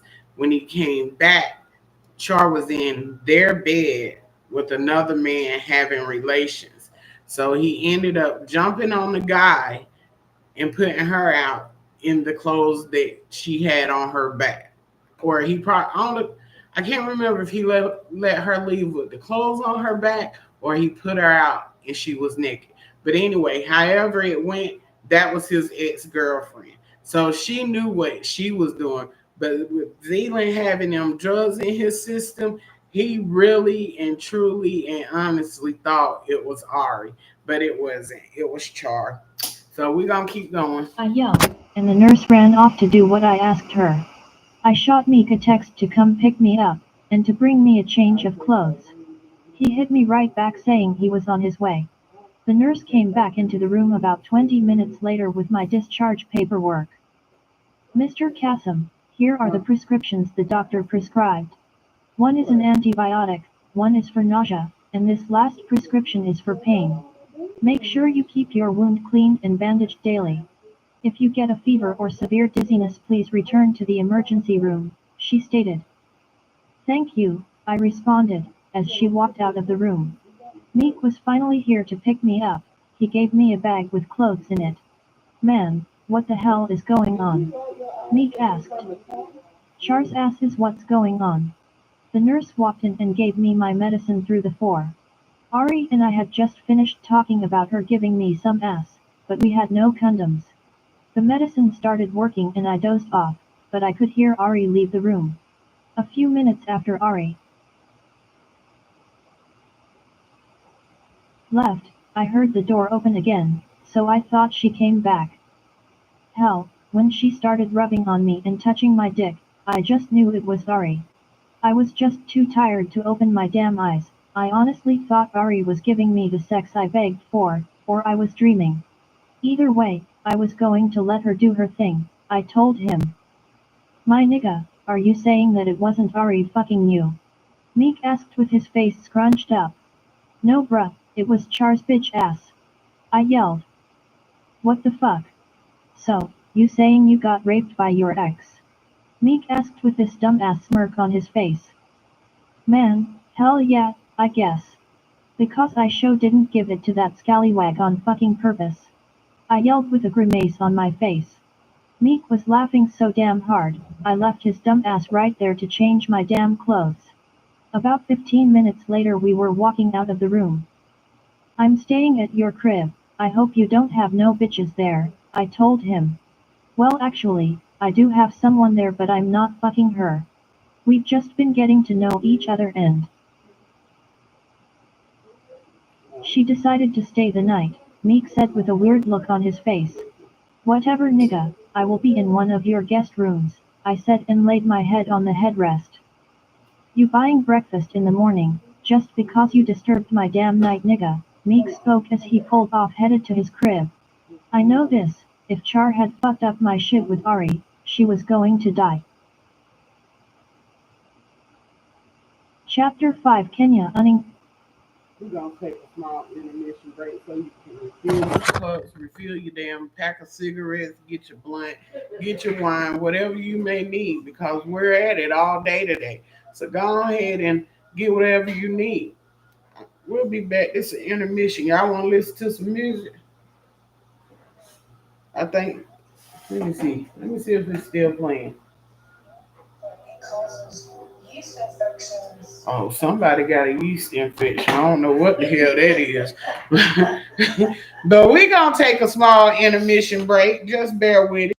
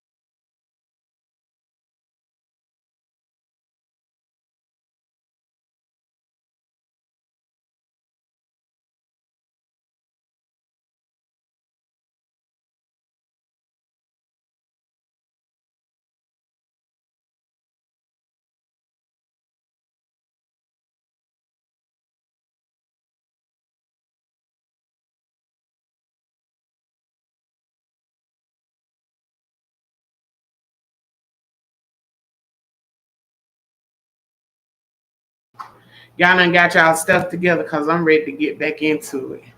I'm ready. Don't play that stuff in my background, no attention. I'm a housewoman, so I gotta keep up doing laundry today. But we finna jump. What? For what? I'm going in and out. They ain't worried about it. They just better not pay that shit no attention.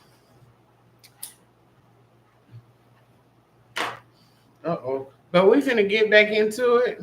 Hope you got your drug of choice, because alcohol is a drug. Not saying drugs literally. But I hope you got your choice of whatever gets you through the day. And while you listen, go clean up. Cook dinner or something. Or something. It don't matter. You can listen and do everything. But I'm not finna. Shut up. You don't tell me what to tell my babies. That's what y'all gonna be, my babies. I'm not gonna call you my friend. I'm gonna call you my babies. That my babies. Huh? No?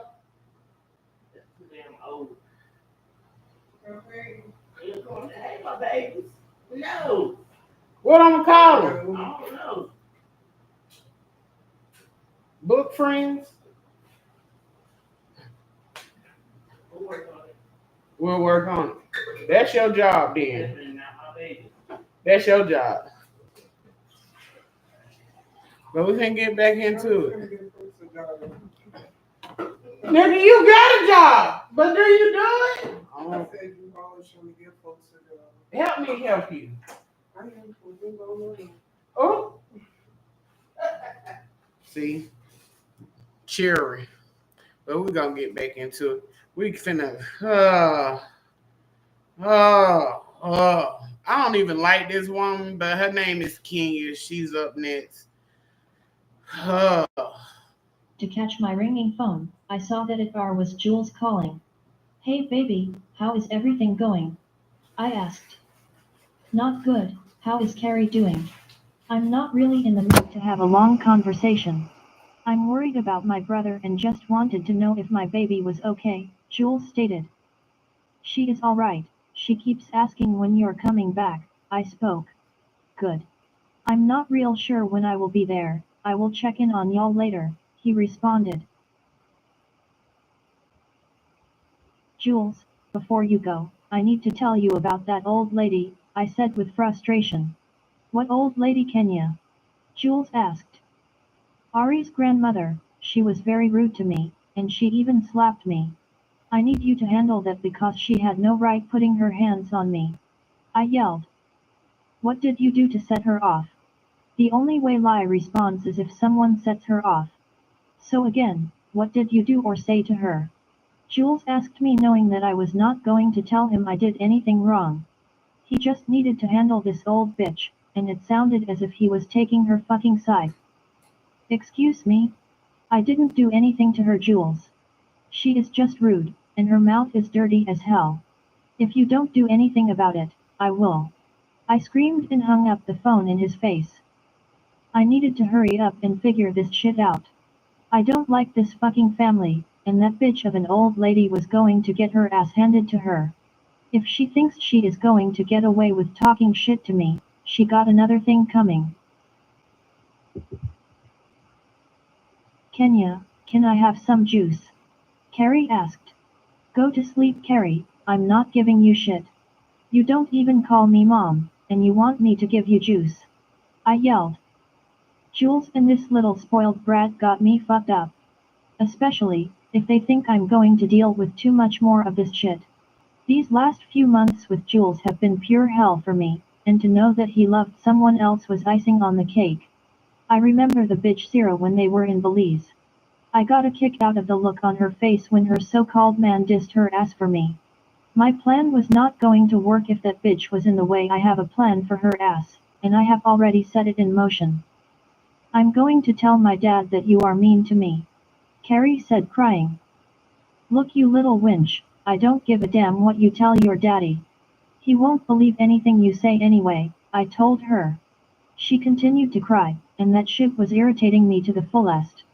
There was a knock at the door, and when I pulled it open it was Kari's nanny. Hi ma'am, I heard Carrie crying and I wanted to check on her. Is she okay?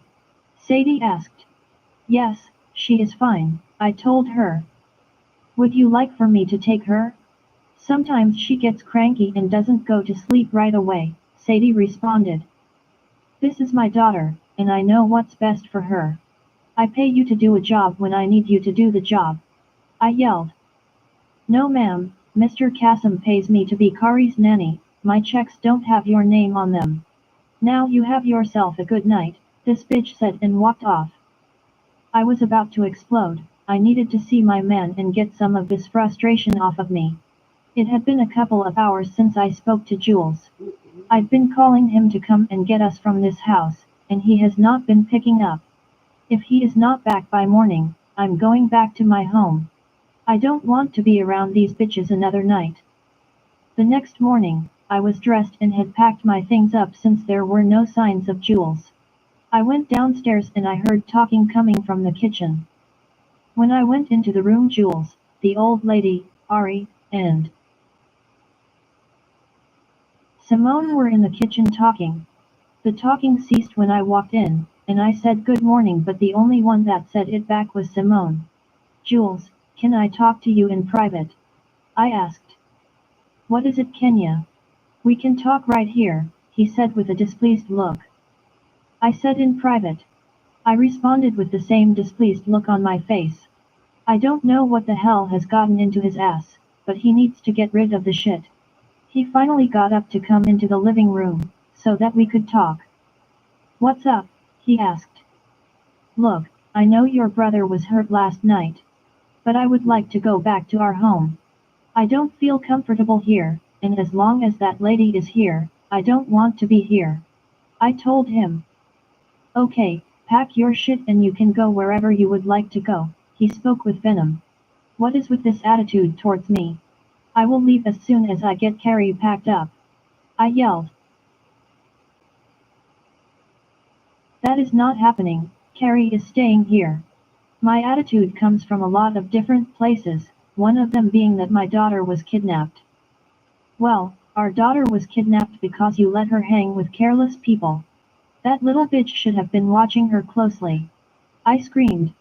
Before he could respond, Ari came into the room with anger on her face. Look, bitch, I'm not the reason we were kidnapped. But if you got something to say, say that shit while I'm standing here. Ari yelled. I will knock this bitch out, they have no idea what I'm capable of. Look, bitch, you need to get out of my face if you know what's best for you. I said to her, and she walked up closer to me.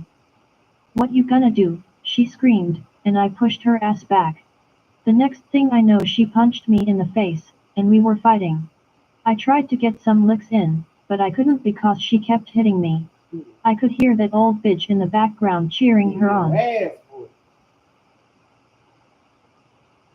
Hell yeah, beat her ass, Ari. Show her what type time it is. It's called fuck a hoe up season, and we with all the shits today, bitch. This bitch, Lila screamed. Jules finally stopped it and I don't know why it took his ass so long. I want to go home now, and I'm going to get you, bitch. Your days are numbered, watch your back. I screamed at the bitch Ari. Who you threatening?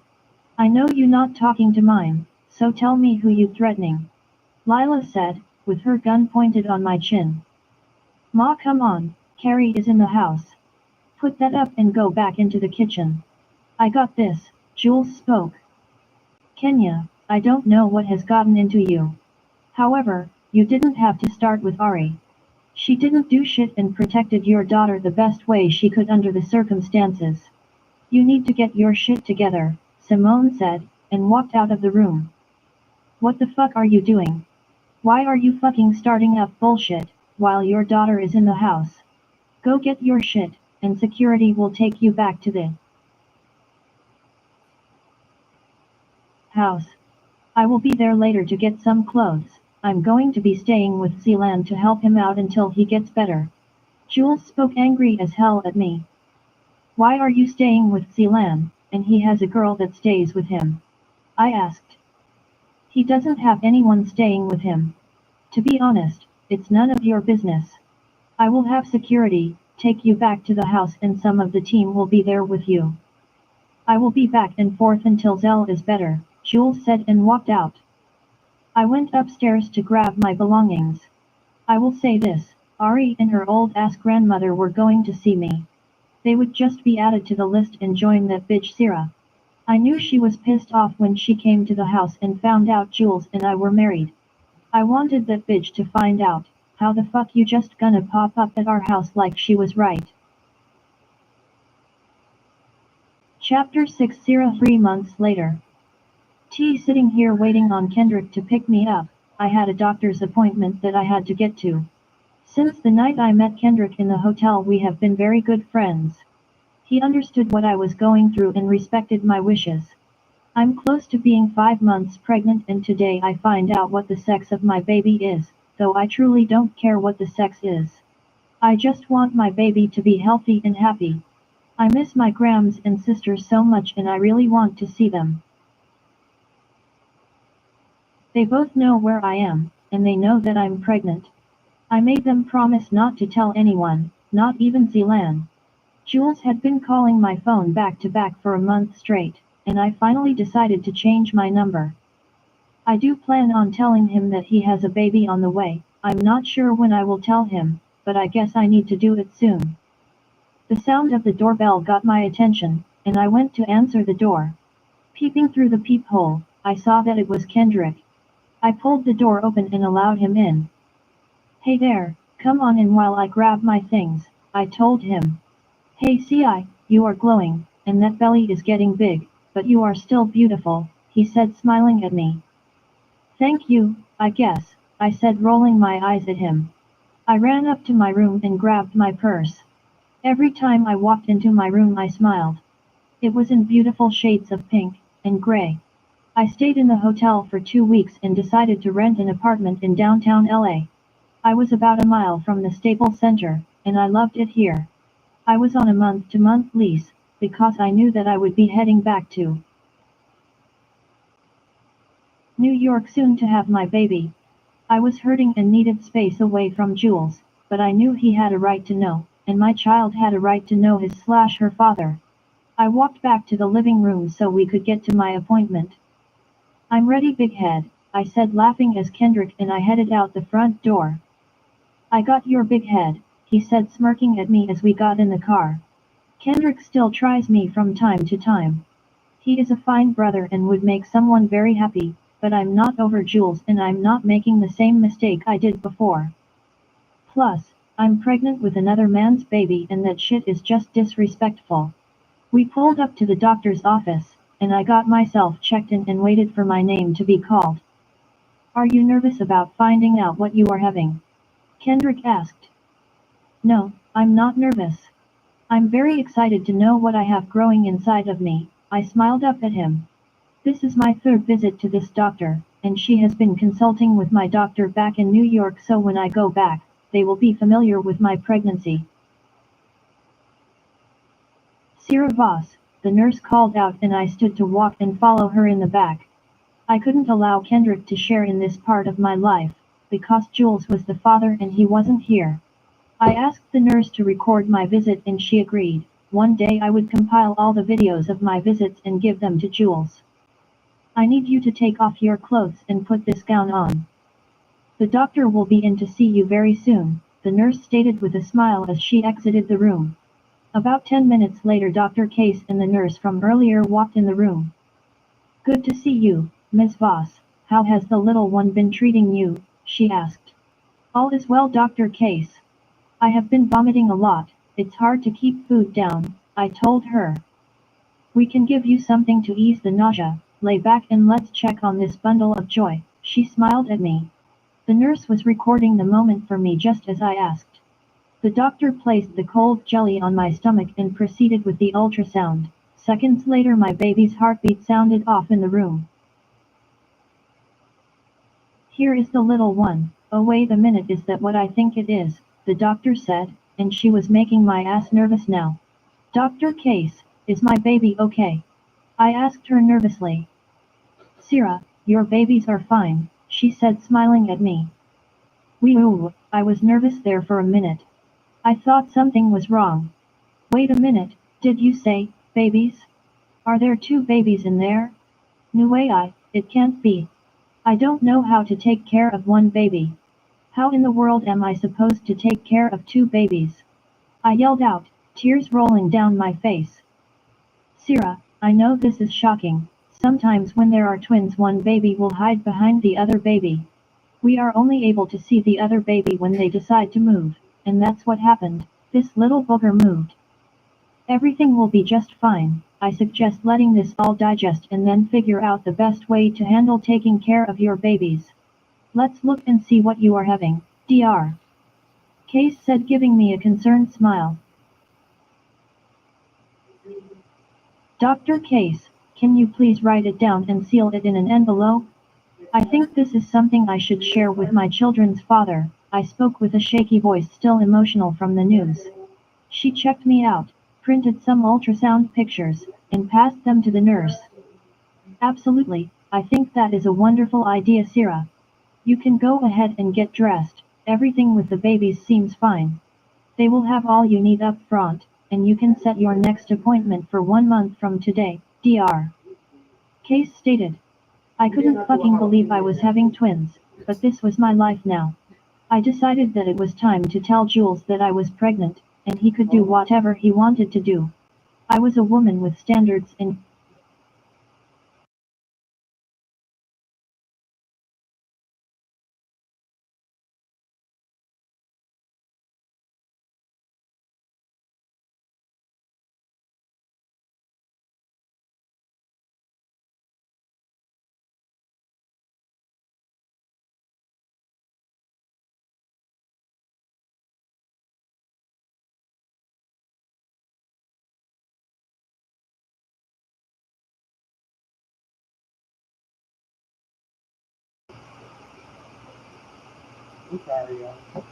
keeping this from him was not right. My Grams kept pushing it, that needed to tell him, so that is what I would do. It was time I to take a trip to New York. Once I gathered myself, I walked back out to the front. Kendrick stood smiling at me. Are you all set? Do you know what you are having? He asked, as we walked to the nurse's station to get my appointment and paperwork. No, I don't know what I'm having. I decided to wait, but I did find out I'm having twins. I smiled at him. You're having twins? Aw man, that is awesome, Sierra. That is crazy, you have two babies in there. I'm still in shock. Wow, you have two babies in there. Let's get out of here, so I can feed you some lunch. We have to celebrate tonight. Do you like basketball? I have tickets to the Lakers game, Kendrick asked, waiting for me to give him an answer. Yeah, I think that would be great. I need a little fun. Who are they playing? I asked him. They are playing the New York Knicks, he said. I was so excited. I had been missing being back in New York, and watching the team from my home state was just what I needed to lift my spirits a little. Kendrick and I went to this barbecue spot called Slab. The food was so delicious. I couldn't stop eating the ribs. My ass was surely going to pay for it later. Just sitting here thinking about the little ones growing in my belly had me feeling a little better. I'm just emotional because I really wished that Jules was here to share the moment with me. Things are different now, and he is not in my life. I need to make sure that we are settled in, so many decisions have to be made. Kendrick got me home about an hour later, and I was sitting watching television when my phone started ringing. Hey Grams, how are you? I said, answering the phone. I'm fine, Sierra. I was just checking on you. How is everything going? Grams asked. All is well. I'm thinking of coming next week for a visit. I miss you, and Ari, I responded. Well, that is some good news. Maybe you can come and get your baby daddy back, Grams replied with a laugh. Grams, you know how I feel about the Jules situation. He is happy with his wife and child, so I'm not getting involved with that, I told her. You don't have a damn choice but to get involved, girl. You're pregnant with his baby, so you're getting ready to shake all that shit up over there in that big ass mansion. I can't wait to see that shit. You know I'm going with you because if that dog looking bitch even looks your way it's going to be a problem. You can't beat her ass but best believe me and Ari can. Shit you know Ari hooped her ass big time a few months ago. Girl, that bitch was walking around looking like Willy Lump Lump. Grams said laughing her ass off. I wasn't even going to ask her who the hell Willy Lump Lump was. That is bad Grams. Ari told me she had to beat her ass and that you pulled your gun out on her, I responded.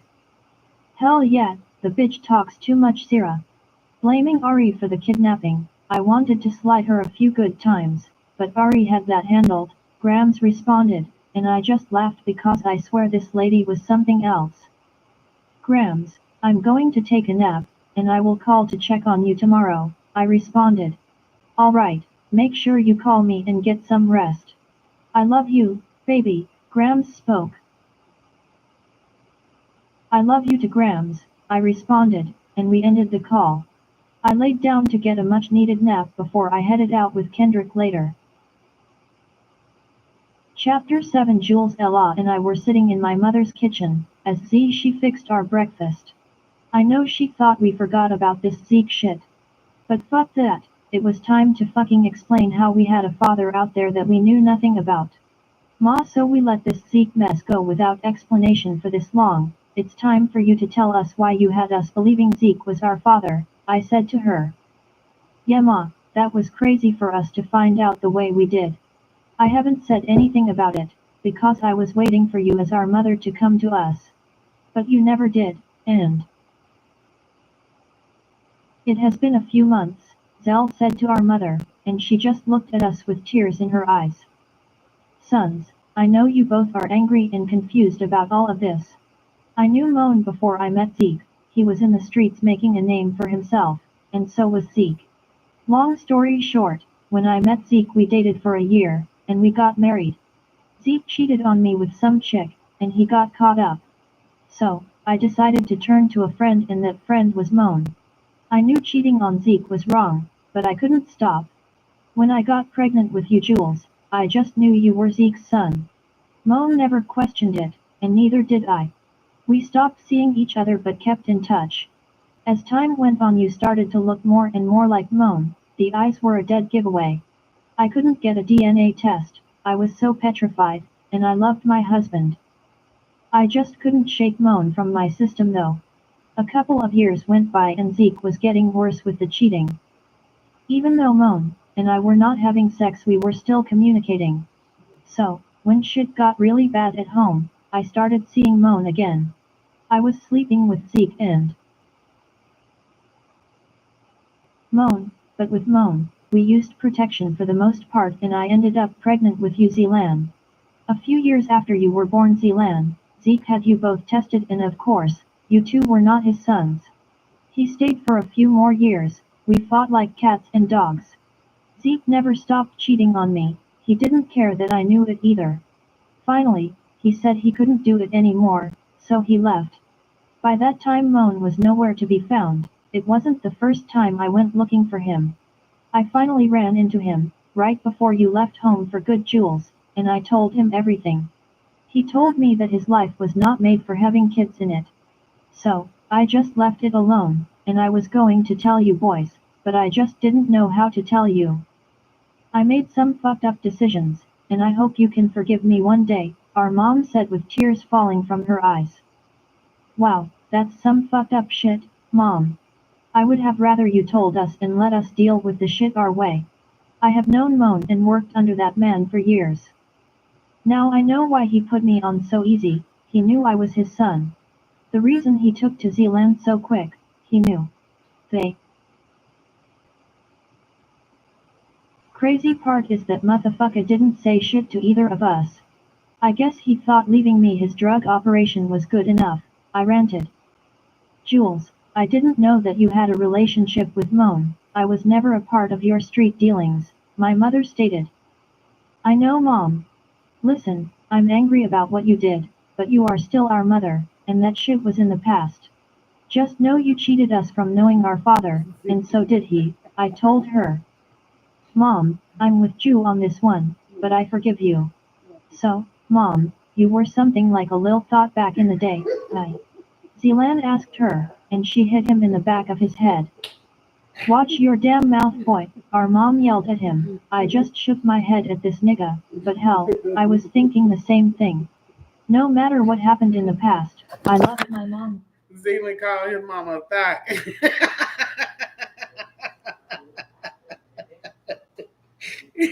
He said, so mama, you was something like a little thought out there. You know why I like reading? You can just take and imagine when people are saying stuff, just imagine their faces. Just use your imagination to imagine their faces when they tell them they parents stuff. Or whoever it may be. Just oh my gosh. Take you to a far, far, far away place. I don't care how many times I read this damn book. It's still funny as hell to me. You may not be laughing, but I will.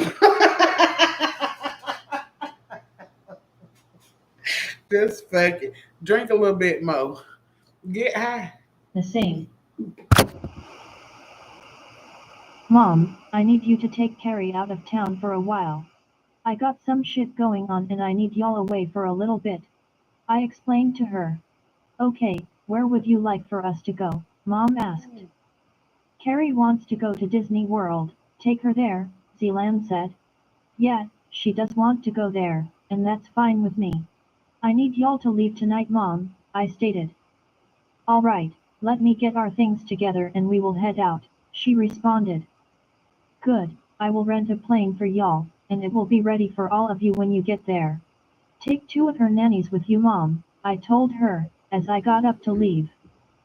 Zal, I will see you in a few, I said as I walked out of the kitchen headed for the door. Bet, I just got to grab my bag. I will be there in an hour. Zal responded. It had been a few months since Zealand told me about Kenya and Xavier. I have been playing the part until I was ready to expose their worthless asses. But the shit was coming to an end real soon. Xavier called me saying that he was coming in town today to handle some business. I deliberately sent Carrie on a trip with my mother to Disney World. Zal, me, and I were headed to LA on business. My connect was going to be in LA on business, so it was a great time for us to meet up with him. Baby, what time are you leaving? Kenya asked. I was sick of this bitch, running around here putting on this front like shit was all good. In about an hour, I'm waiting on Zell to get here. Is there something you need? I looked over at her waiting on a response. The bitch thought she was smart, but I had something for her ass. No, I don't need anything, I'm just going to miss you, that's all. Will security be on duty this weekend, or are they going with you? They will be going with me, but I will have someone checking the grounds every hour, so you will be safe, I said to her. Okay, I just want you to have a good time and not worry about me, she spoke as she walked up to kiss my lips. You bro, where you at? Zell's voice came through the intercom. I walked to the intercom to let him know I would be down shortly. Walking to my closet, I grabbed my bag, when I walked back out to see Kenya texting on her phone. I will see you when I get back in a few days, I said to her. Okay, baby, have a safe trip, she responded as I walked out the room. When I made it downstairs, Zell and Meek were waiting in the kitchen. What's up, bro? Zell said. What's up, man? Y'all ready to get out of here? I asked them. Hell yeah, let's go catch this Cali wave, my nigga, Meek spoke. We walked out of the house, and I saw Jeff walking up. Are we all set? I asked him. Yes, sir, we are ready, he responded. Good, I will be back late tonight, I said to him. Kenya believed that we were coming back in a few days, but that was far from the truth. I would. I had to stop right there. Why y'all think he did that? Why do y'all think he did that? He told her he was gonna be gone a couple of days, But he told Jeff, oh, the head of his security, and he'd be back later that night. Some shit about to hit the fan. I don't know about y'all, but I want to know. Well, I already know, but it's still exciting. See her ass tonight, and I want it to be the best surprise she ever gets in her miserable fucking life. I can't believe this bitch played me, and my best fucking friend played me the worse. Sierra has been ignoring me and has changed her number. However, once I handle the snakes in my grass, I was coming for her and coming hard. I owed her so much for the hurt I caused her, and I'm willing to do whatever I have to do to make up for that shit.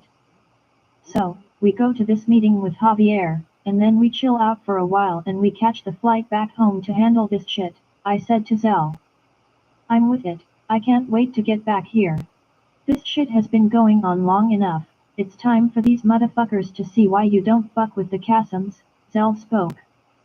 Let's ride, I said as we loaded up in the car. We landed in LA about 4 hours later and then headed to our meeting with Javier. It took us about 30 minutes before we were pulling up to Javier's LA estate. Once we gained access, the guards were waiting for us. We were led to the patio where Javier was seated with two gunmen standing by his side. Jules, son, it's so good to see you. Zelan, and Meek, it's good to see you as well. Please come have a seat and let's get down to business, Javier stated. It is always a pleasure to see you, Javier. I wanted to have this meeting to let you know that I'm stepping down for the sake of my daughter and handing the business over to Zelan. He has earned the right to become king, however, if Zelan needs me I will step in and assist him with whatever he needs. But no, he is in charge of the empire, and Meek is his second in command, I said to him. I'm prepared to walk away from Javier if he comes with some stupid shit. I have already set up a new connect if this shit does not work out. Jules, I'm very sad to see you go. I know that Carrie is your priority, but how can you promise me that things will continue to run smooth with you no longer running the operation? He asked. I can promise you that nothing will change. I have been under my brother's leadership for a long time and I run my ship with an iron fist. All problems will be handled, and you will get your money the same as you have always gotten it. Zell spoke up. Are you prepared for your shipment, Zelan? Javier asked Z, and my brother was ready. Zell and Meek dropped the duffel bags on the table in front of Javier, and I smiled. Javier raised his hands for the guards to move the bags, then go count the money, and Meek followed them. That's the way we operate, you don't count shit in private in this game, trust no one. As Javier, Zell, and I ended our meeting, we were waiting for Meek to come out, so we could get the fuck out of here. Meek finally made it back out with the guards a few minutes later. They gave Javier a head nod, and that meant the count was good. Okay, Jules, I accept your exit, and Zelan, your shipment will be to you as scheduled, he spoke. Good, I would have hated to see the outcome if it didn't arrive on time. But we good, my man, see you in a few months, Zelan spoke. He hated Javier but knew the shit he was supplying was one of the best to ever hit the streets. Zelan was never going to change who he was, and Javier knew that. Javier, it has been a pleasure, and I promise to stay in touch, I said, and we got the fuck out of there. Once we got back in the car, we headed to the Four Seasons Hotel downtown LA. Zell and Meek wanted to go to the Lakers vs Knicks game and then we would head back to New York. I wanted to get a club box, but these idiots wanted to sit on the floor. We had a couple of hours before the game started, so I was going to rest until then. We made it to the hotel and got checked in. I will meet you guys back here in the lobby at 7, I said to them. Cool, we're going to our rooms to get some sleep, Z spoke. I nodded and walked away. This was going to be a very long night, and I needed to rest up.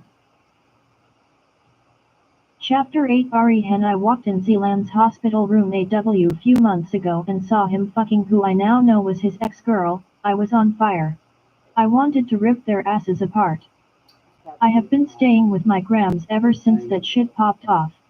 Zealand has tried everything to get me back, telling me that what I saw wasn't what it was. I don't know if what he is telling me is true or not. I really want to believe him. But that shit just looked all the way bad, and I was just not ready to forgive him. My phone ringing brought me out of my thoughts. Hello, I spoke into the phone. Hey baby girl, how is your day going? Zealand asked. I'm fine Zell, what can I do for you?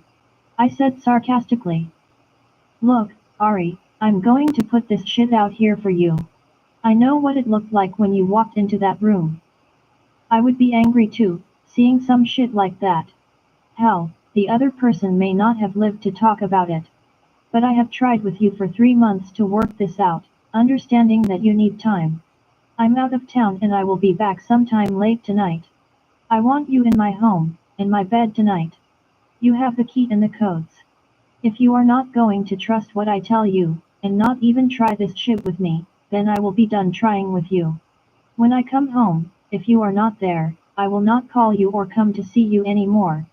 I'm a man in love, but I'm still a man baby, he said and ended the call. I sat there with tears streaming from my eyes.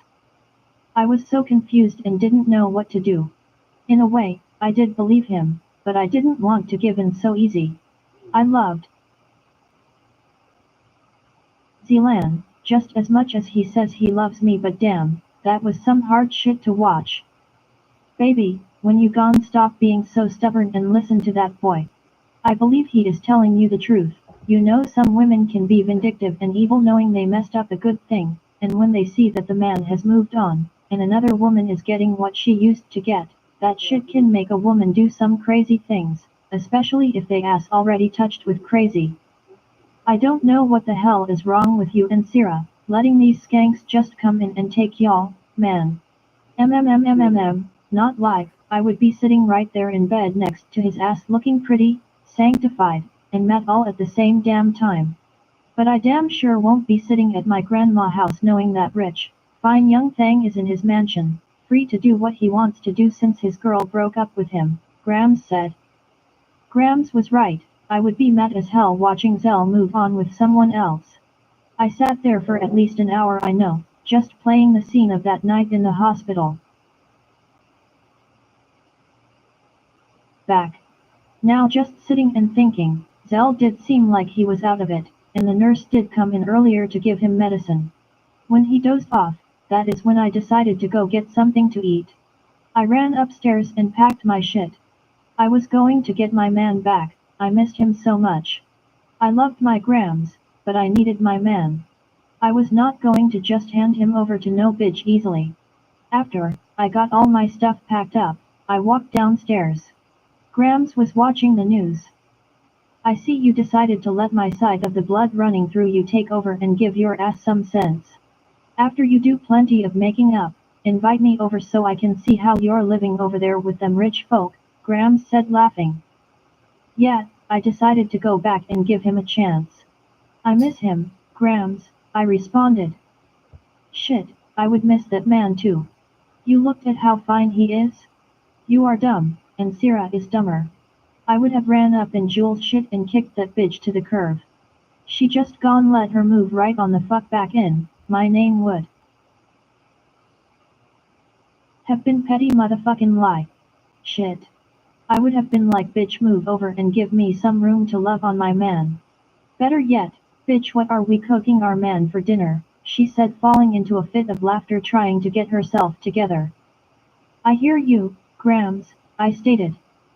I spoke to your mama this morning. She's still over there going through it about ugly boy.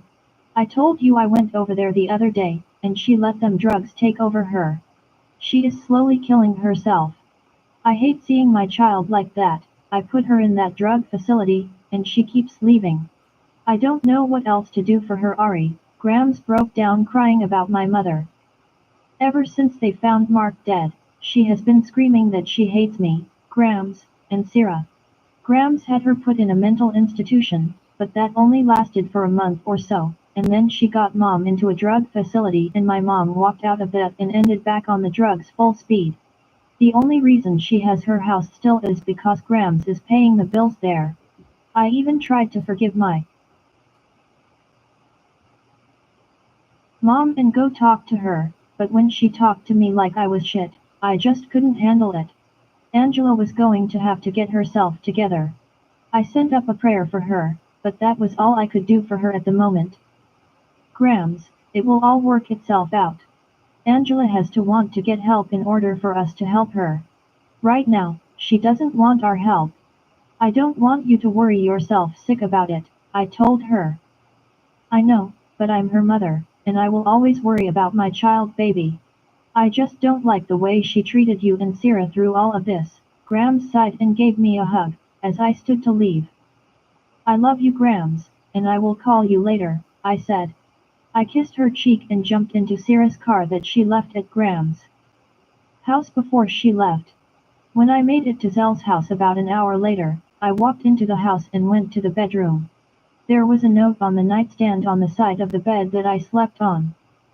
Ari, if you are reading this letter that means you decided to come home. Thank you, baby, you don't know how much I missed your ass. I left you a gift in your closet, enjoy and I will see you tonight. I jumped off the bed and ran to the closet. There was a medium-sized box wrapped with a pink bow. I rushed to open it up. When I lifted the top it was full of cash, a credit card, and some keys sat on top of the money with another note. Hey baby, I see you found your gift. The cash is for you to spend however you want. The credit card has your name on it with no limit, and the keys, well yeah if you must go to the garage for that one. Love Zelan. I jumped on the elevator because I didn't have time to walk down all those stairs. When I got to the garage, I almost lost my damn mind. There was a 2019 black Maserati Quattro Port, with butterscotch interior. I knew it was mine because it had a big-ass pink bow on top. I opened the door and looked inside. I saw my name engraved on the headrests. I couldn't believe that he bought me a damn car, an expensive-ass car at that. I had to call Sarah to tell her this shit. Hey, sis, I'm glad you realized you had a sister, Sarah said when she answered the phone. Sarah, I know it has been a few days, you know I've been bummed out with the Zealand bullshit, I spoke. Ari, have you actually given him a real chance to explain his side? I asked. I decided to go back to Zealand, and his threat of not chasing me anymore pushed me faster. I believe that it is more to the story, so I came home because I need my man. Sis, I'm here now, and this man left me money, a black card, and a damn car. I squealed. Oh Ari, that is so great. I'm happy for you sis, now if I could only get my shit together, I said. You will see how is the baby? I asked. All is well, he or she has been very busy in there, I stated. I can't wait to meet him, or her. Well I guess I will call you later I need to make some runs before it gets too late. Okay sis, I will talk to you later, I responded, and we ended the call. Damn, I guess he just upgraded my ass and I was going to take a seat and receive my blessings. Chapter 9 Zealand I know Jules wanted me to keep my cool, and I did for the most part. I also wanted Javier to know that I was not afraid of his punk ass. He has been our supplier for a very long time, but something was still sneaky about his ass. I had been telling Ju that shit for a while, but no, his ass didn't want to listen to Z. The very same way I told his ass that I didn't like Kenya's disloyal bitch ass and look what happened. I decided to take a shower and get a nap in before we headed out to the game. Ari crossed my mind, and I couldn't believe we were going through this mess. I fell for that girl.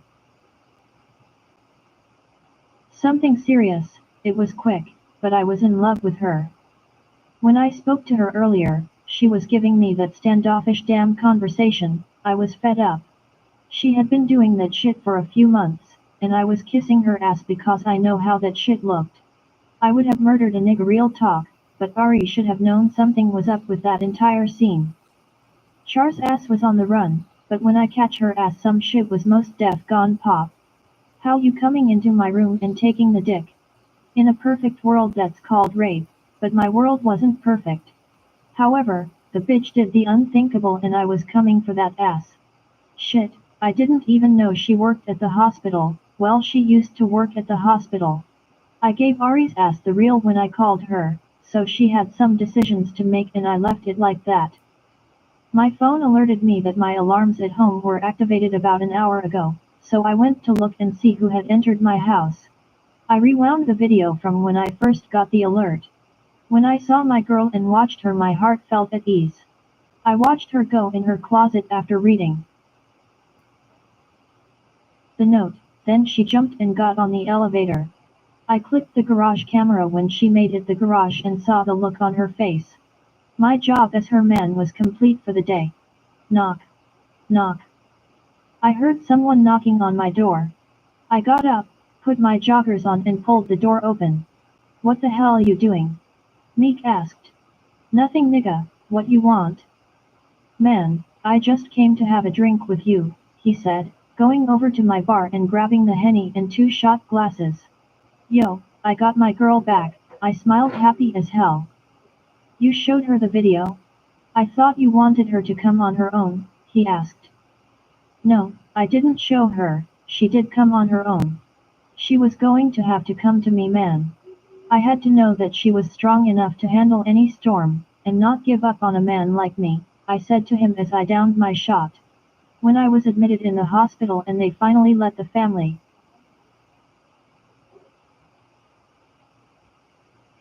up to see me, Jules did what he does best, protect his family. Jeff had placed 2 small cameras in the room because we didn't trust anyone. Everything that happened with Char was on the cameras. Jules and Meek still mess with me about that shit. I had proof to show Ari, but I wanted her to trust me. Trust her man enough to know that I would not hurt her intentionally. After we talked, I would show her if she wanted to see it. I'm happy for you, my G. It looks like you got a real one. Meek said, smiling. Yeah, she is a real one. Yo, we got about 2 hours, we need to get ready for this game. Text me when you ready, rock out, and I will come out and meet you, I told him. Bet, Meek got up to leave out, and I went into the bedroom to get dressed for the game. I was a Knicks fan and went to the games often. When we found out that there was a game tonight, we had to go. 2 hours later we were headed into the game. Y'all hold up, I got to go get me some food, and a beer, I spoke. Z, hurry your ass up, so we can get to our seats before tip-off and grab 3 beers, Jules said. Alright, I'll be right back, I said as I walked. So before we get into this, because this is going to be a very interesting part, let me take care of my light work real quick, and I'll be back.